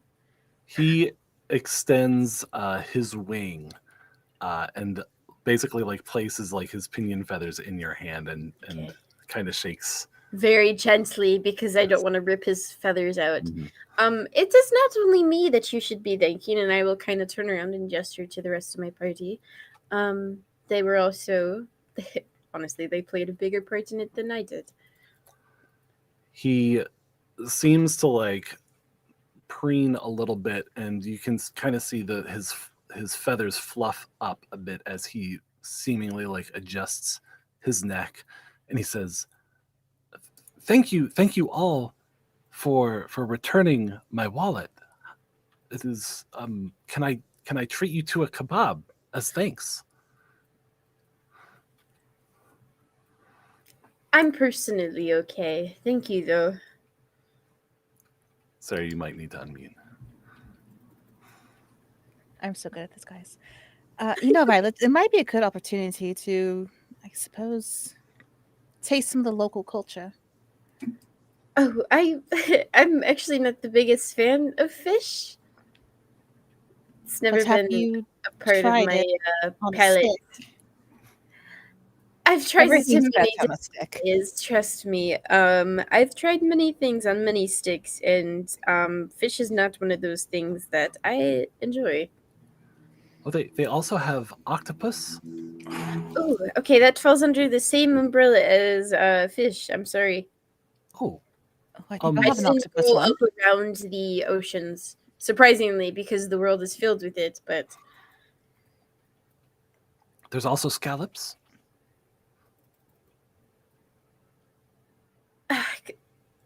I'm okay. I had a big breakfast. I'm still full. Do you know if they have something like chicken, beef, goats, mutton? Goat Might would be good. a bit more familiar. He kind of looks to the vendor. And he says, yes, Ronald, do you have any chicken? And they look back at their grill, and they're like, nope, it's just seafood today, unfortunately. I apologize. No, it is okay. Like I said, I had a really big breakfast. I'm still full. It's okay. If you'd like just a veggie and pineapple without the meat, you could have one of those. If it's just not too much of a hassle to make that. Could you repeat that? Yeah. Oh, if it's not too much of if it's not too. Oh, Something's up with your mic. Yeah. Like Yeah. a little bit. sound underwater. Oh, Well, I think if you're That closer. sounds better. Yeah. I am so sorry. That's all right. If it's not too much of a hassle, I would appreciate it. Of course. And he immediately pays and he says, just order whatever you want. It's thank you so much for helping me out. And after he pays, he says, you can order here. I like my fish a little extra charred, and he walks over to the bonfire and holds his kebab over the bonfire.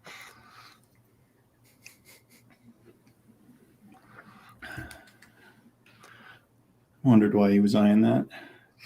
I had my suspicions. Cinder will grab one of the ones with the octopus because that sounds weird. I'm gonna grab one with whatever the first one is. Probably just whatever has fish.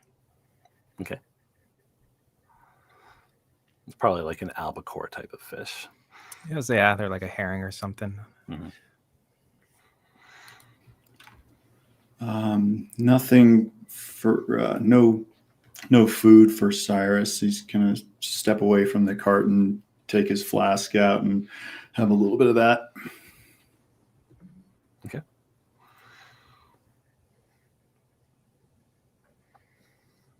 So Helen, who is acquiring a kebab of her own, turns to you and says, well, heroism looks pretty good on you guys. If you want to come in and help out in the Shallows district, we're not fancy like up here in the university or the nobility district, but we could definitely use some help. If we wish to pursue that, then I'm sure we will show up at your door. All right, great. Well, you folks have a good kebab. Thank you. You too. And she just starts to saunter off, Ooh. tearing bits of kebab off of. Okay. There is just a little bit of a swagger to Okay, her you step. Stop. ruined it by saying. No, I'm still here. I'm still here. Okay. I'm gone. I left.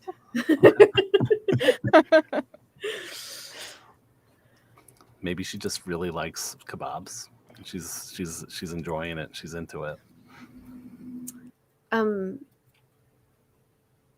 honestly kind of nervous to try this because usually when food is made in the same space, it carries over the taste of what is most predominantly there. Mm-hmm.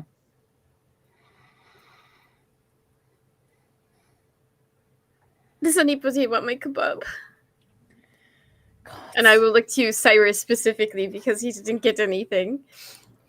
Will you please eat this for me? I do not think I can bring my stomach to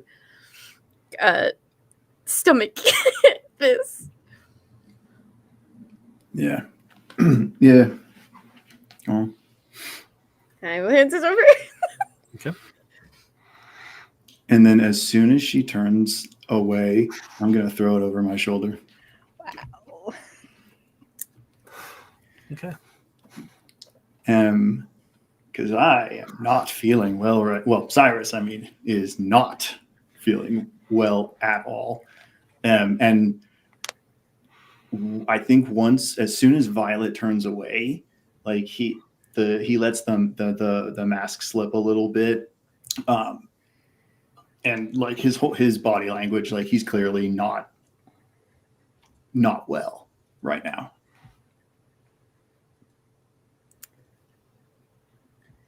Oh, Is that something I can see with my 11 passive perception?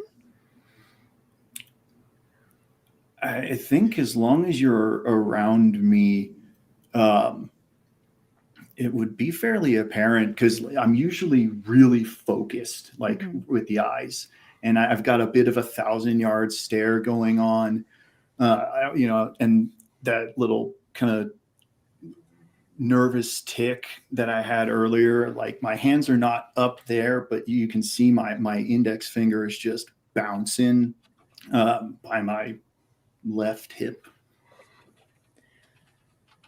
And I don't get the sense it's because of some bad bacon from the morning or anything. I don't think so. Be an Okay. awkward time. Cinder's gonna kind of like not make a big thing of it, just kind of lean it towards Cyrus and ask, "Are you feeling all right? You look a little bit peaky." Pull the flask out, unscrew the top. Appreciate the look out there. I will be fine. Like I said, I don't enjoy the violence, even when it's necessary. Is this reaction from that? Yeah. I do understand. I'm not a fan of it either. Kind of just like I'm still there, but a little zoned out. Just take another larger hit off the old flask, and cap it back up. Kind of shake the burn out, and when I open my eyes back up, I'm like back locked in. Kind of glance out of the corner of my eye back at Cinder. Appreciate the lookout, but we're good to go. All right, it's okay not to be okay. Yeah, no, trust me. All right, just want to make sure. And not trying to make a big deal out of it or anything. Cinder is going to kind of scooch away from Cyrus nonchalantly. so nonchalant. So nonchalant. It's amazing. You ruined it by stuttering. I'm sorry. So nonchalant. It's amazing. Indeed. It sounded pretty chalant to me, though. Look, I was trying to make sure I didn't stutter. All right. You can't have it both ways. So nonchalant. Anyways, I think Violet would have just, after handing the kebab to Cyrus, probably would have started making her way over to the library right away. Okay. So you walk south through the quad. I don't like that name. Past a few buildings to the taller building that was pointed out to you. Mm-hmm. And you see this building kind of like rise up, and it has like vaulted arches. It almost looks like a cathedral rather than like a school building. Like a pretty library? Like a pretty library. Like one I'm of them. so excited. Okay. I'm so ready. So this is not it's not like, it doesn't look like a cathedral in the way that like it doesn't have like stained glass. It has a lot of just clear glass as the yellow light is hitting it, but there are arches, and you can see that there are not just like rows of books, but like it's like floor to ceiling books, and you can like see bookshelves through the glass that have like tiny little concourse walkways kind of like curving around in kind of like almost like a balcony type of style. So like you could be up on like the second or third floor and just looking off to the side, and like there would be like a 20 or 30 foot drop to the floor. But like every wall in this building, even from the outside, you can tell is just covered in books. And so as you step forward, you see a sign in front of this building that says, Sorry, I'm just reacting out loud. I'm scared. I thought you. Sorry, go ahead. Sorry. okay. You see a sign in front of this building that says the Grand Athenaeum.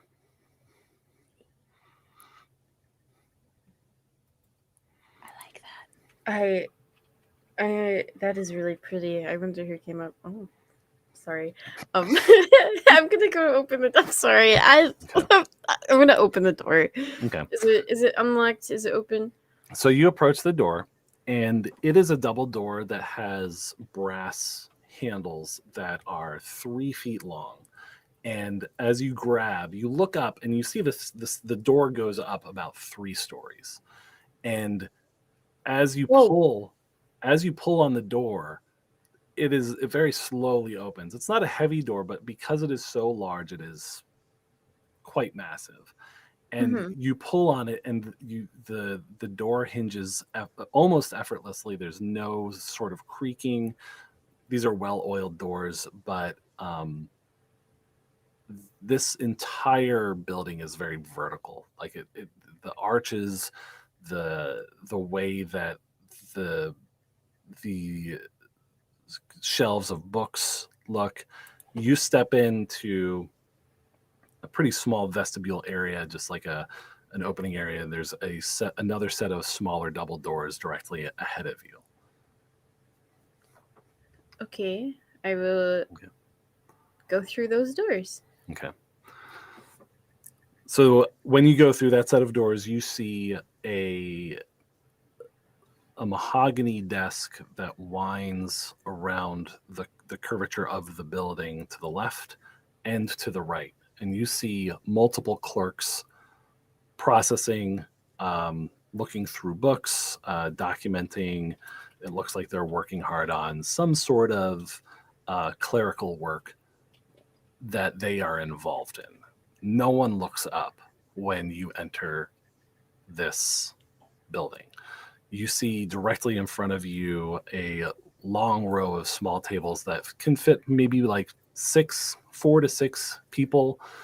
And it's basically like a long corridor of these desks. And then to the left and to the right, there's bookshelves that are just a single story high. And then you kind of just like see along the edges of the building these terraced kind of levels going up like large glass windows interspersed among the bookshelves. Okay. I turn around. Is the rest of my party with me? Cinder is. I think it's safe to say we follow you. Okay, because I did kind of just say I walked away and nobody was like, me too. Just making sure. Violet's anxious. I'm anxious. I know you said they all look super duper busy and like immersed in their work, but is there anybody that looks a little less busy than the others? Yeah. Like there's someone who's just kind of slowly leafing through a book, and they do kind of glance up at you. Okay, I will approach that person since we made eye contact. Okay. Welcome to the Grand Athenaeum. Thank you. Thank you. I'm actually looking for somebody who, I don't know what he looks like, but I'm pretty sure you would know who this is. I was told that he was seen in here quite a few times. I don't know when, but I'm hoping recently. So, don't mind me. I'm a little bit nervous. Professor Oren? Professor Oren Velisar. Yes. His office is in the first floor basement. Oh, he has an office here? Yes, he does. Is he here? To be honest with you, I don't know if he's here today. Usually when he is in his office, he's either there or he's in one of the sub basements. He seems to keep to himself primarily. But if you go to the back of the building, there's a winding staircase, and you would want to take the winding staircase down one floor. And basically at the bottom, at that staircase landing, if you turn right, you kind of go along the offices, and you'll see his name on his office on the right hand side. Okay. Thank you. Mhm. Wow. Thank you. And I'm going to turn to my party. You guys. So I'm sure we all have business here in Seagate, and this is business of my own. If you wouldn't mind, I go down alone. If that's what you want to do. It's very much preferred. I want an okay from everybody. If you feel safe, then I do not mind hanging back. I mean, it's a library. What could possibly happen here? Well- Don't jinx it. We did have a tadpole fall from the sky. I mean, if you guys are having any kind of anxieties about me going alone, you can stand at the top of the basement stairs. I'm pretty sure I won't be going in too deep. Whatever helps you feel comfortable, we can figure it out. Okay. I will start Hold walking. on. Wait. I will stop Wait. walking. Cyrus, could you lend Violet your bird? Ozzy, you call them? I mean, if she wants it. Well, I don't want to invade her privacy or anything. I just want to make sure she's safe. So do I. But I also understand, needing a moment. Right. You can look through your birds, right? I'm not mistaken. I've seen that.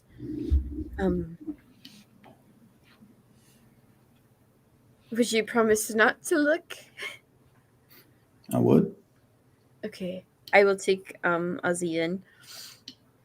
So I'll pop him up on my shoulder and just tell him to help Violet and to warn me if something goes wrong.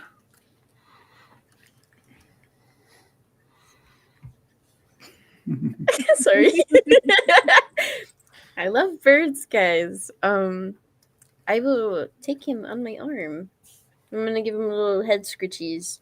Yes. And I am then now going to walk away to the direction I was pointed. Okay. That tummy feeling is back, guys.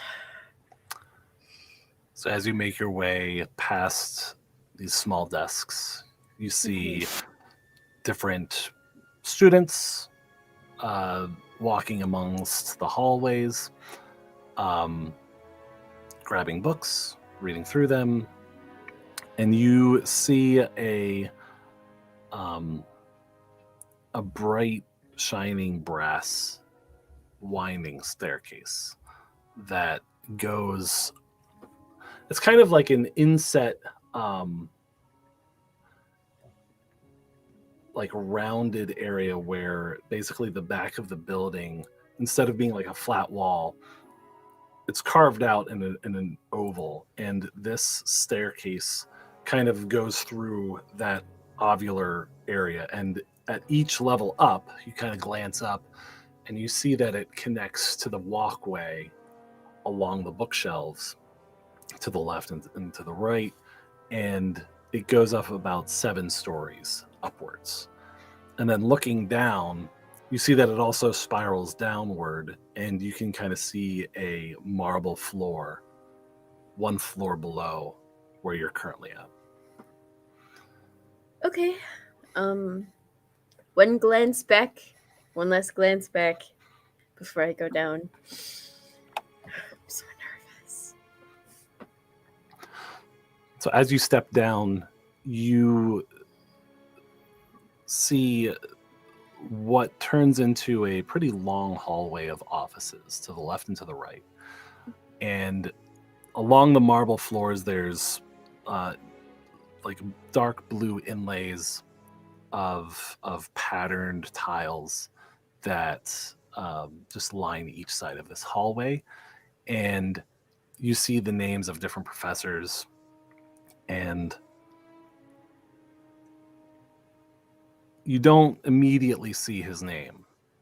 Oh, Do you walk further down the hallway? absolutely. Okay. So about 2/3 of the way down this hallway, you notice that at the end of this hallway is actually another spiral staircase that goes down further, but it doesn't go back up to the first floor. And Basement. at that point, you do see an office that says Professor Oren Velasar. Okay, I am going to knock. Okay. The lights are currently off, but you do see. What's that? I said he could be napping. I'm sorry. Sorry. So the lights are currently off. And looking in, there's a glass surface like to the door, so you can see at least partway into the office, and there's just piles of books. It seems very disheveled. It doesn't seem super well organized. It doesn't look like anyone's ransacked it, but it doesn't look like an organized office. It looks as though someone has gathered a large number of books and then just kind of hastily stacked them. Okay, a weird hobby to have. But no answer when I knock on the door. That is correct. Is it unlocked? You reach to the handle, you jiggle the handle, and it is currently locked.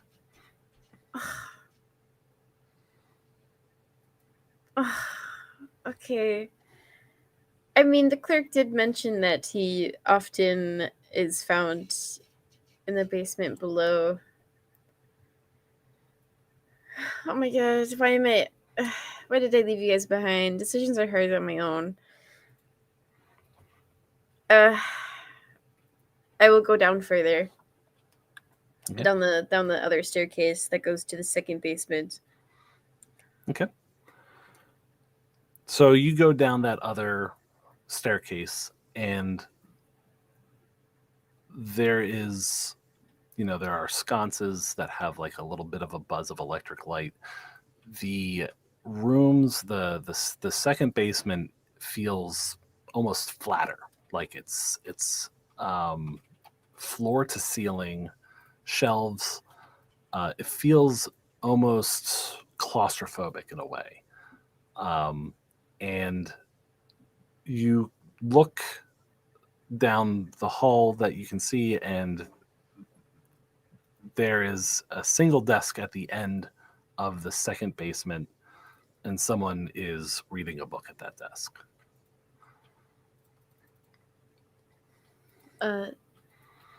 From the stairs,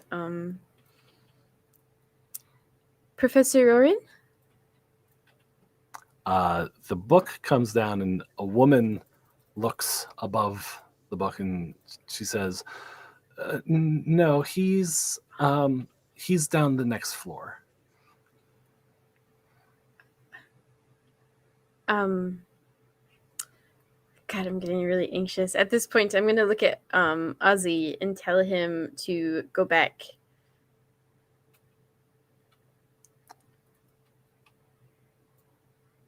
I'm assuming he listens to me. Yes, no. It's kind of weird because you told them to help me. Yeah, I legitimately don't know because, like, I told him to keep you safe. So I legitimately don't know, like, what Shit.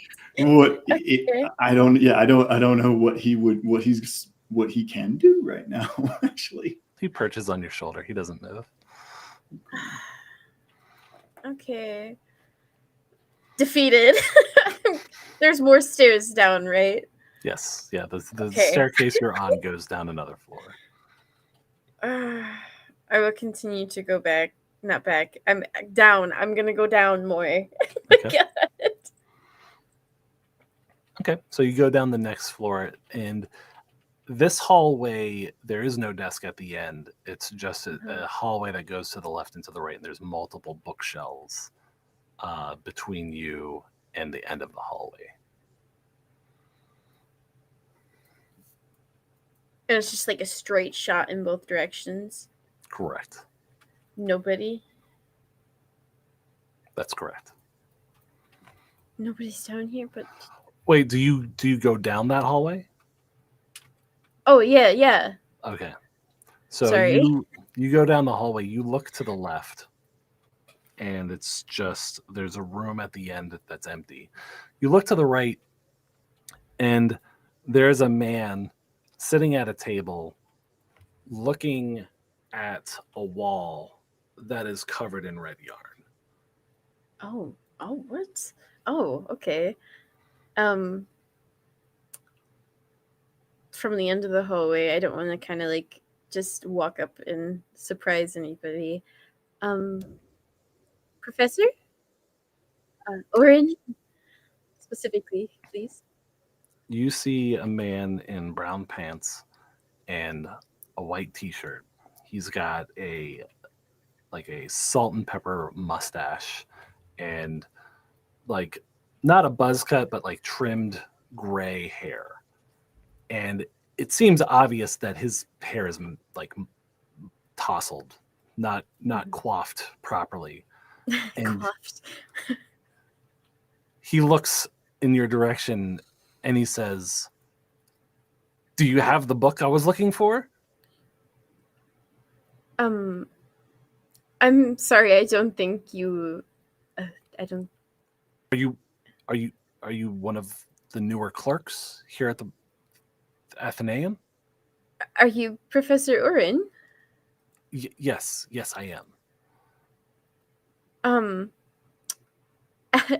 At this point, hearing the confirmation, I am marching down the hallway towards him with just intent. Whatever that.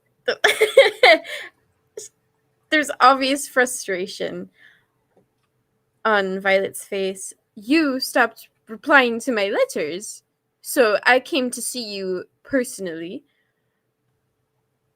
Letters? What's your Yes, name? letters. Who are you? It would have been under the Ovian name.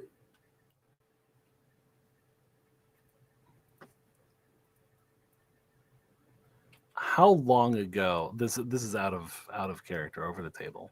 Mm-hmm. How long ago would he have had to think to recall this? Approximately. 10 months. Okay.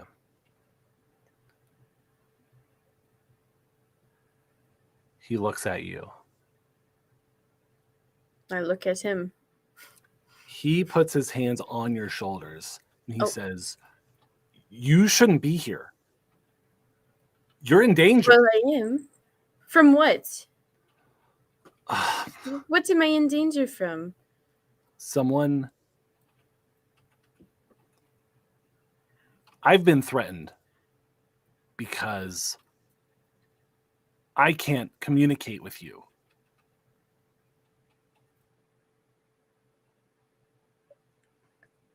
I'm sorry, that just seems absolutely ridiculous. Who told you? Don't tell me. Who? I don't know who. You don't know who threatened you.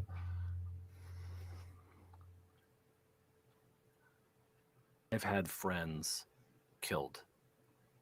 I've been threatened. I am not safe.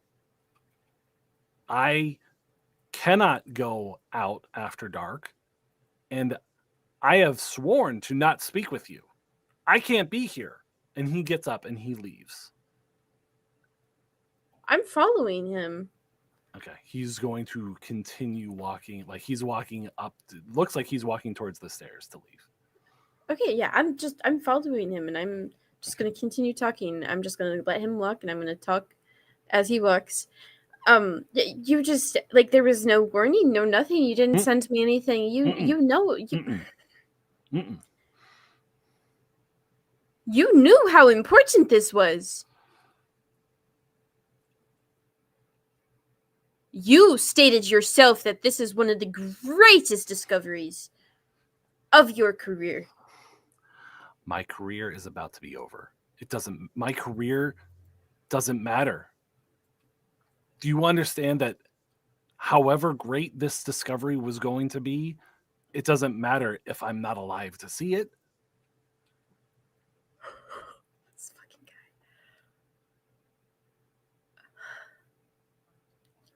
Is there any hint as to who threatened you? Like which friends have died? Is there any traces, footprints, notes, letters, literally anything that you could provide me? The guy who broke my leg 3 months ago, just to make sure that I hadn't sent any further messages to you, was cloaked. So I don't know who it is.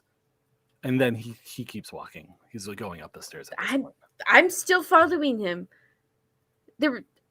You can't give me anything? Nothing? Why are you not afraid? Like, don't. Oh my gosh.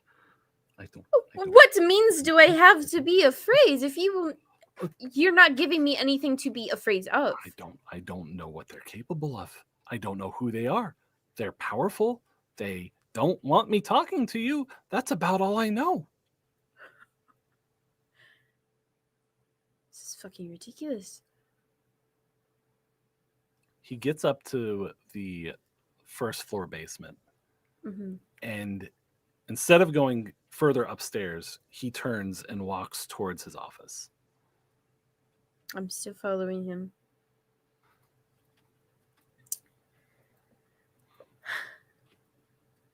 I don't think I say anything. I just continue walking after him. He's going to try to unlock his office and then slide in and close the door behind him to get away from you.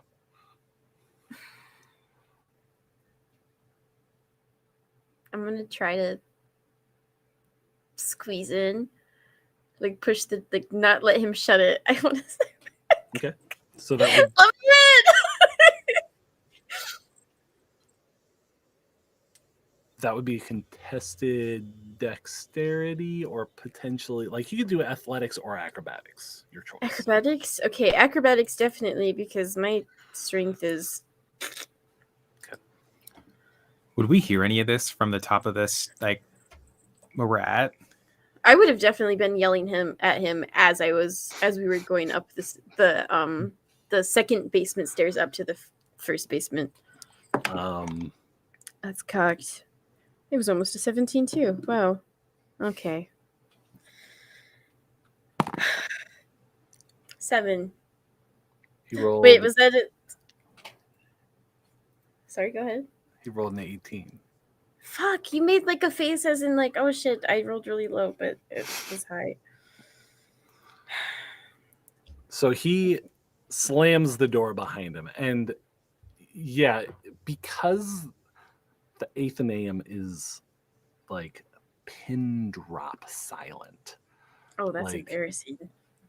You hear, and like the voice like carries from the second sub basement to the first basement, and then like you almost hear crystal clear the conversation as the door slams.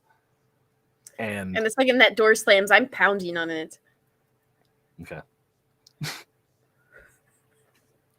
Well, I'd like to head downstairs if it's sounding like, yeah, there's something going on. I've been standing at the head of the stairs, waiting and listening, and I'm going to extend my arm to bar you from passing. Why do you stick your arm out? Now is not the time for physical contact. I understand. Just give her a moment, Ash. I would like to go down there. She doesn't sound happy, but let's just give her a moment. So from behind the Ashen One, Cyrus, you hear a voice saying, "Sir, you are going to have to move." And one of the clerks is up from behind one of the desks, trying to go down the stairs. Is it a male or a female? It is a female. My apologies, ma'am. And I'm going to kind of like step into the Ashen One and kind of move him aside to open the way for this. I'm gonna contest that move. I'm gonna resist that. All right. That can be acrobatics or athletics, I suppose. Yeah, let me see my. Oh no.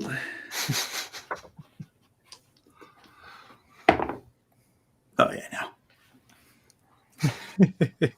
What'd you get? The second lowest number possible.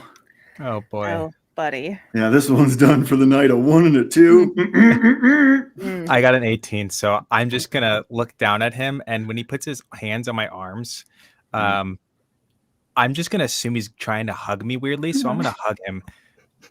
Fuck. Well, I've been hugged. I am grappled. And I was just like, what the... All right, man, I suppose now's as good a time as any. And then I'm going to release him and try to go downstairs. Okay.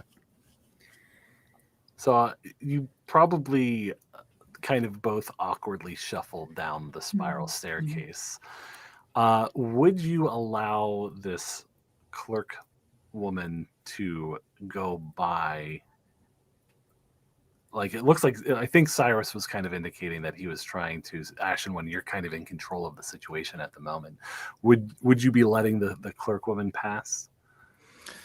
No, probably not, because Violet wants privacy, but I think it's better if we investigate and not this person, especially if we were hearing stuff about a individual trying to harm them. We heard that portion of it. Okay. That was a question. Did we hear that portion of the conversation that somebody had tried to harm Professor? Yeah, you probably get the impression that this person is freaked out about something. Okay.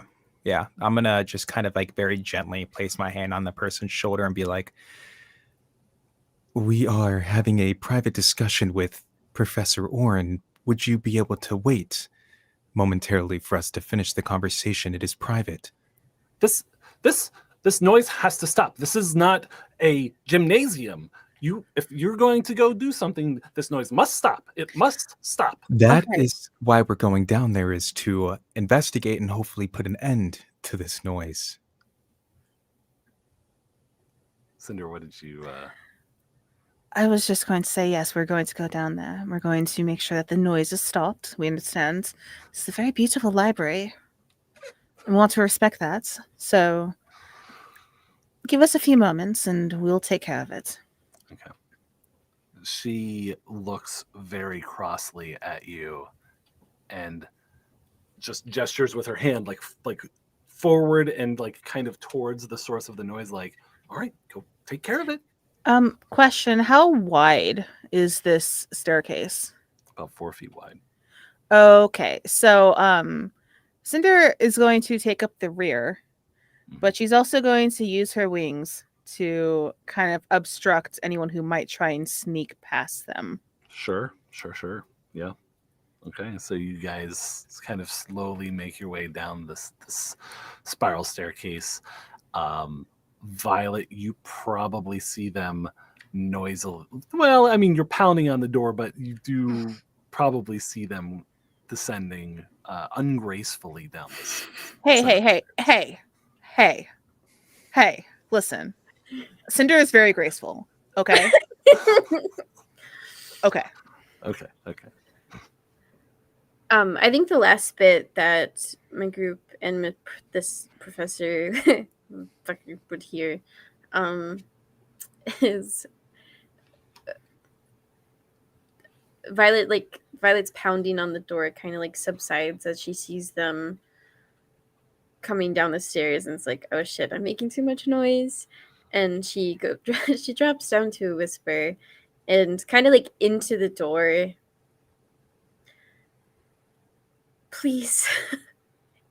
I've been spending years trying to fix him, and you're the only person I know that could have any chance of helping. He looks at you through the door.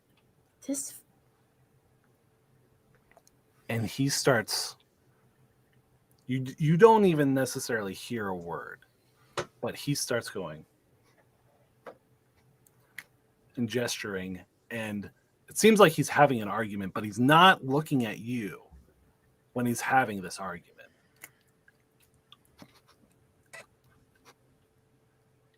And you're kind of realizing that there is something inside him that is not at rest. He's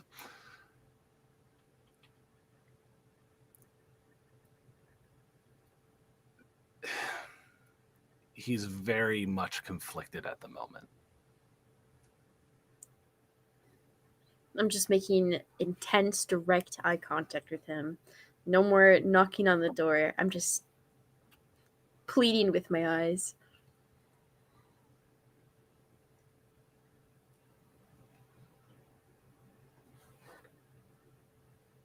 Please.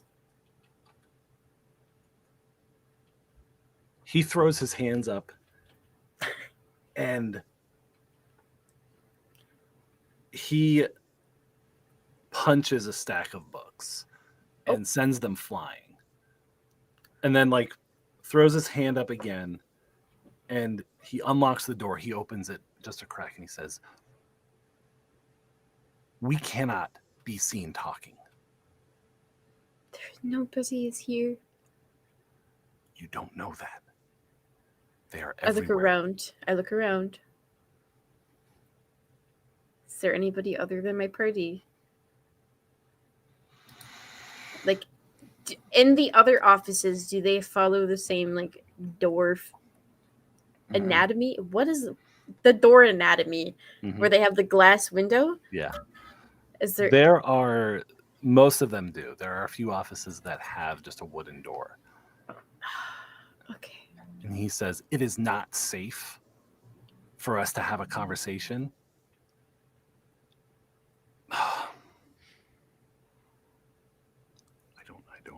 I don't know how to keep them from getting to me.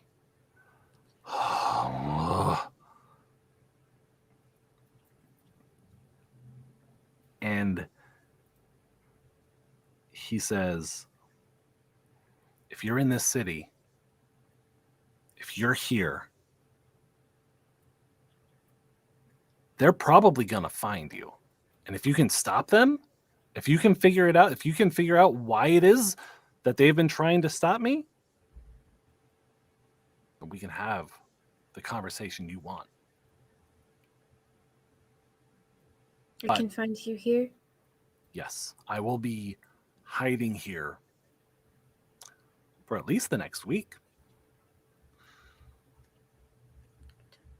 Do not come back until you've figured this out, though, because if you come back here, I might be dead.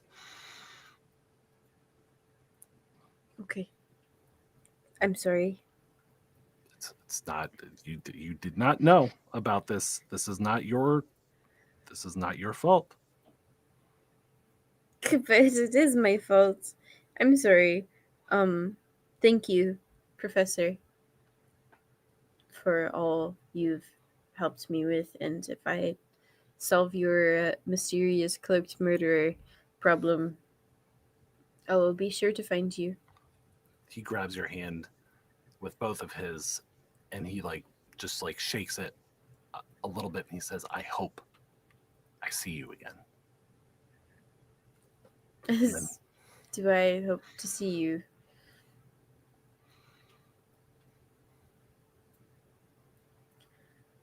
I'm gonna shut his door for him. I'm closing his door. he turns around and just crouches down and puts his hands over the back of his head. Oh. Okay. Oh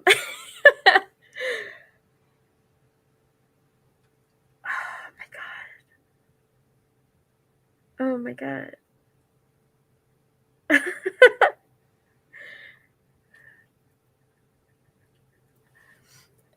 Violet is going to turn to her party. I thought you guys were going to stay upstairs. We had a bit of a commotion. Yes, Sorry. the clerk was going to come down and investigate, and we figured that it would be better if it was us who came down instead of a random person. Right. Here's your Owlbeck. Thank you. So I did not go down the stairs. I am still up on the first floor. I've taken a couple steps back, and I'm pissed off at some people.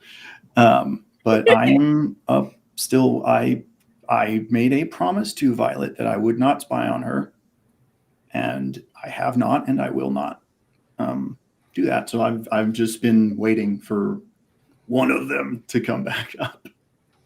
Apologies, I misunderstood. Good. So as the noise has subsided, the clerk woman is standing next to Cyrus, and she scowls a little bit down the stairs, and when she feels satisfied that there's no more noise, she turns to Cyrus and she says, "Please keep your friends under control. We'll be watching you." And kind of glances down at Cyrus's backside for just a moment and then walks off. Backside, as in his butt? Yes. As in his tush? Yes. Okay. I'm not sure what to make of that. Yes. Do I have something on my butt? How are you inspecting that? So I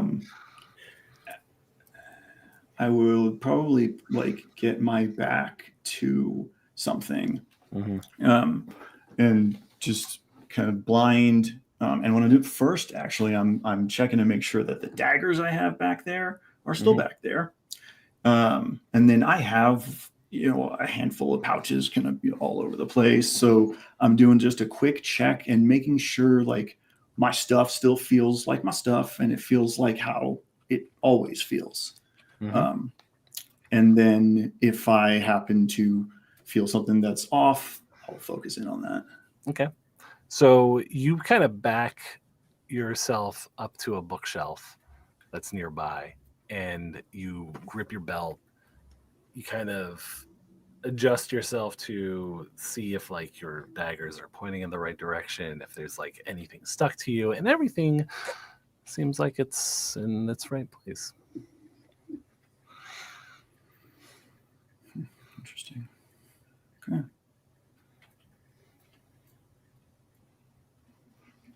I'm just gonna wait till my friends come back.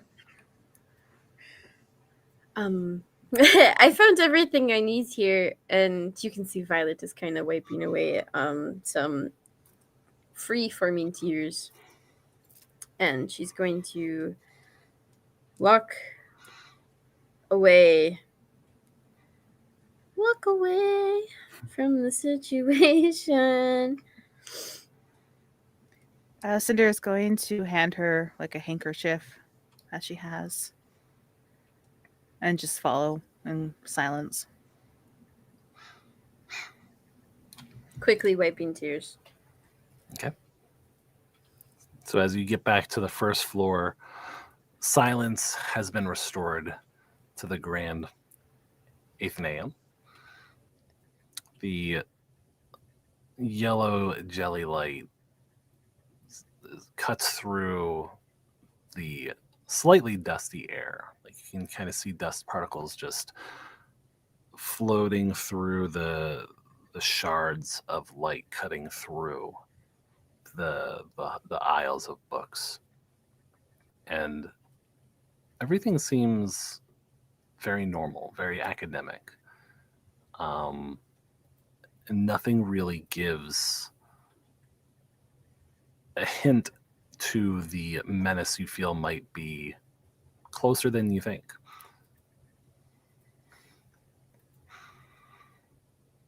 Yeah, I don't feel good. Violet is very visibly making herself smaller than she usually is as she walks. Not that she can really stay hidden looking the way she does. She's going to she's just gonna make herself smaller as she walks, try to just not be so out.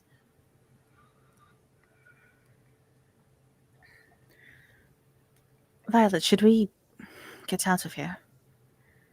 Please. Please. All right, let's get going.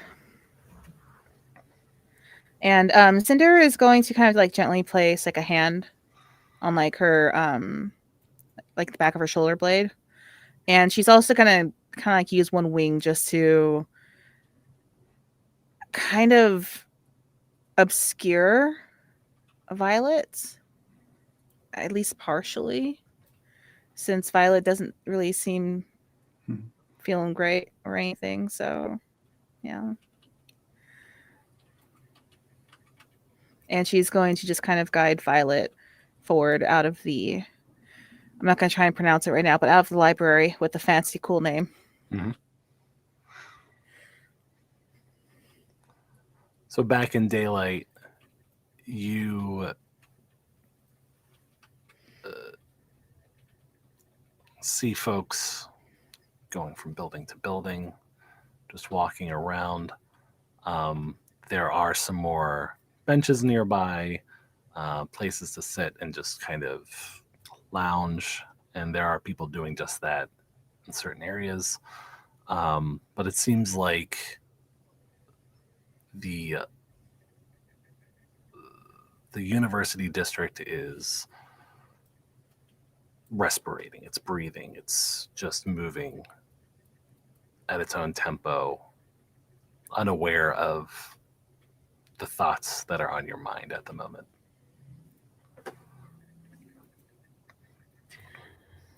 I think it might be prudent to find some place to talk in quiet, discuss plans. Before we do that, do y'all mind giving me a once-over? I got a dirty look back in there, and I don't know why. And I just want to make sure ain't nothing off with me. I suppose. And Cinder will try to give Cyrus a once-over. Ashimon will as well. Violet is Violet. Violet is off in her own world right now. Got it. Okay, so Cinder and Ashen One go ahead and make insight rolls. Insight. Okay, 15. this dice sucks. Mm-hmm. 7. Okay. So Ashen One, you're quite certain that there's nothing on Cyrus. There's no reason someone would be looking at him weird. Okay. I'm not seeing anything different with your person. What kind of sense did you get? I mean, everything seems fine. Yeah, I suppose so. I don't know. I just had a weird look, like I don't know, like I grew a tail or something. No offense meant, ladies. But yeah, like I said, I suppose it's overreaction. I'm paranoid, I guess. I don't know. There was a odd energy in that place. It was too quiet, except for the part where it wasn't too quiet. But I don't know. It felt a little bit off. It is a library, and normally Oh gosh, I've been to libraries before. It's not like that. Hmm. Sorry, I didn't mean to interrupt you. that is okay. I just figured libraries are supposed to be quiet, but if you felt something, then you must have felt something. I don't know. Maybe it's just how large it was. Libraries I've been to are a bit on the smaller side. Good to know. So it does seem like we do have some things we need to discuss. Violet, I didn't catch everything that happened, and you don't need to say anything if you're not comfortable doing so. But I do feel that we need to get somewhere a little bit more private and at least talk about what we're going to do. We need to find a new tavern, not the one that we slept at last night. Oh god, that's so bad. We're going to leave that drying out, desiccating tongue hung on the wall. Shame. I'm sure Vel retrieved his tongue. We might want to retrieve him though before we find a new place to bed down, I suppose. Well, Where let's. did Oh, sorry. where did he go? Not really sure. Ash, you can anything? I believe it was the Quillen Scribe. I'm not sure where that is located in the town. So that is the inn that you stayed at the previous night. So he's currently back at the Quill and Parchment Inn. Yep. Quillen Parchment. Okay. So I mean, one of us want to stop by and grab him at least. Or at least let them know what we're doing. I'll say that you have the ability to send that message along and have him rendezvous if you are looking for a new place for lodgings. Okay. Yeah, I don't. Yeah. I guess we do that, whatever that entails.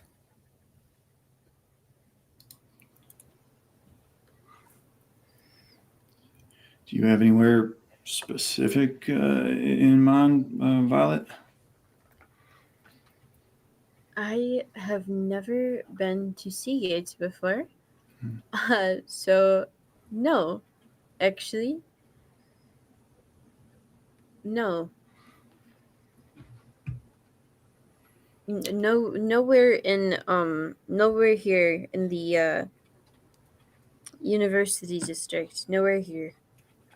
We need to go somewhere else. What about going to the shallows? Seems we might, if we decide to, possibly have business there anyway. I mean,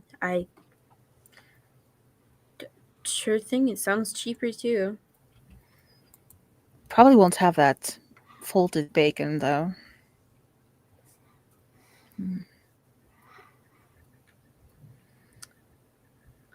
Food is food at this point. I don't know where the shallows are. Suppose we could ask around? No. Oh. All right. Do you want me to... I could fly up and see if I see any place that looks more shallow, I guess.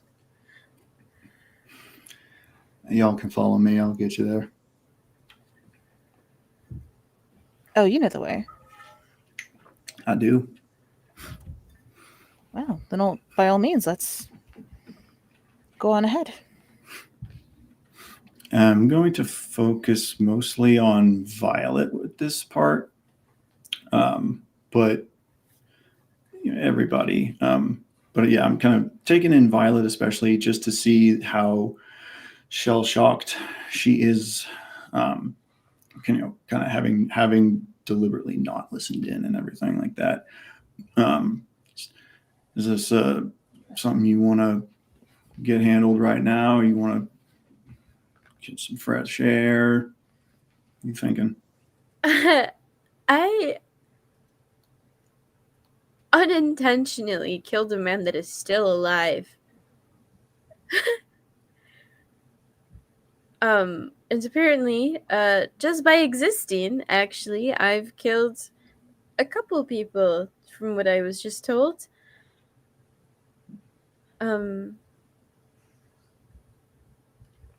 It is among my list of not to-dos.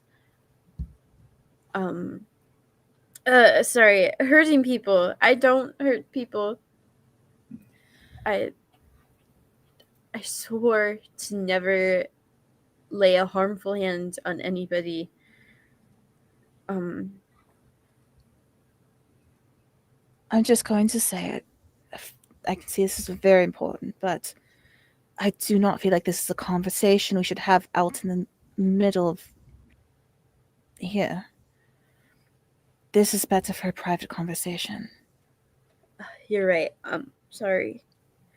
No, you do not need to apologize, but I don't know. I think we should get moving. Yeah, fair enough. All right, we'll get word to Vel. Let's get rolling. Once we're indoors, we'll figure something out for each other, huh? Come on. And I'm going to head off in the direction of the shallows. Hopefully with my party in tow. Cinder will follow. Yep. I've never been so tow before. And Ashimon will follow too, obviously. And as I'm, you guys are behind me. You see, like I'm taking stuff in, and it's like when I turn around and like look, you can see that like it's very clear that there's like signs or buildings or stuff that I don't recognize. But I also clearly know exactly where I am going right now. And as you feel almost pulled unordinarily quickly along your way, you feel as though Cyrus has tread these paths and is almost looking at the back of his hand. And that's where we're going to end our session tonight.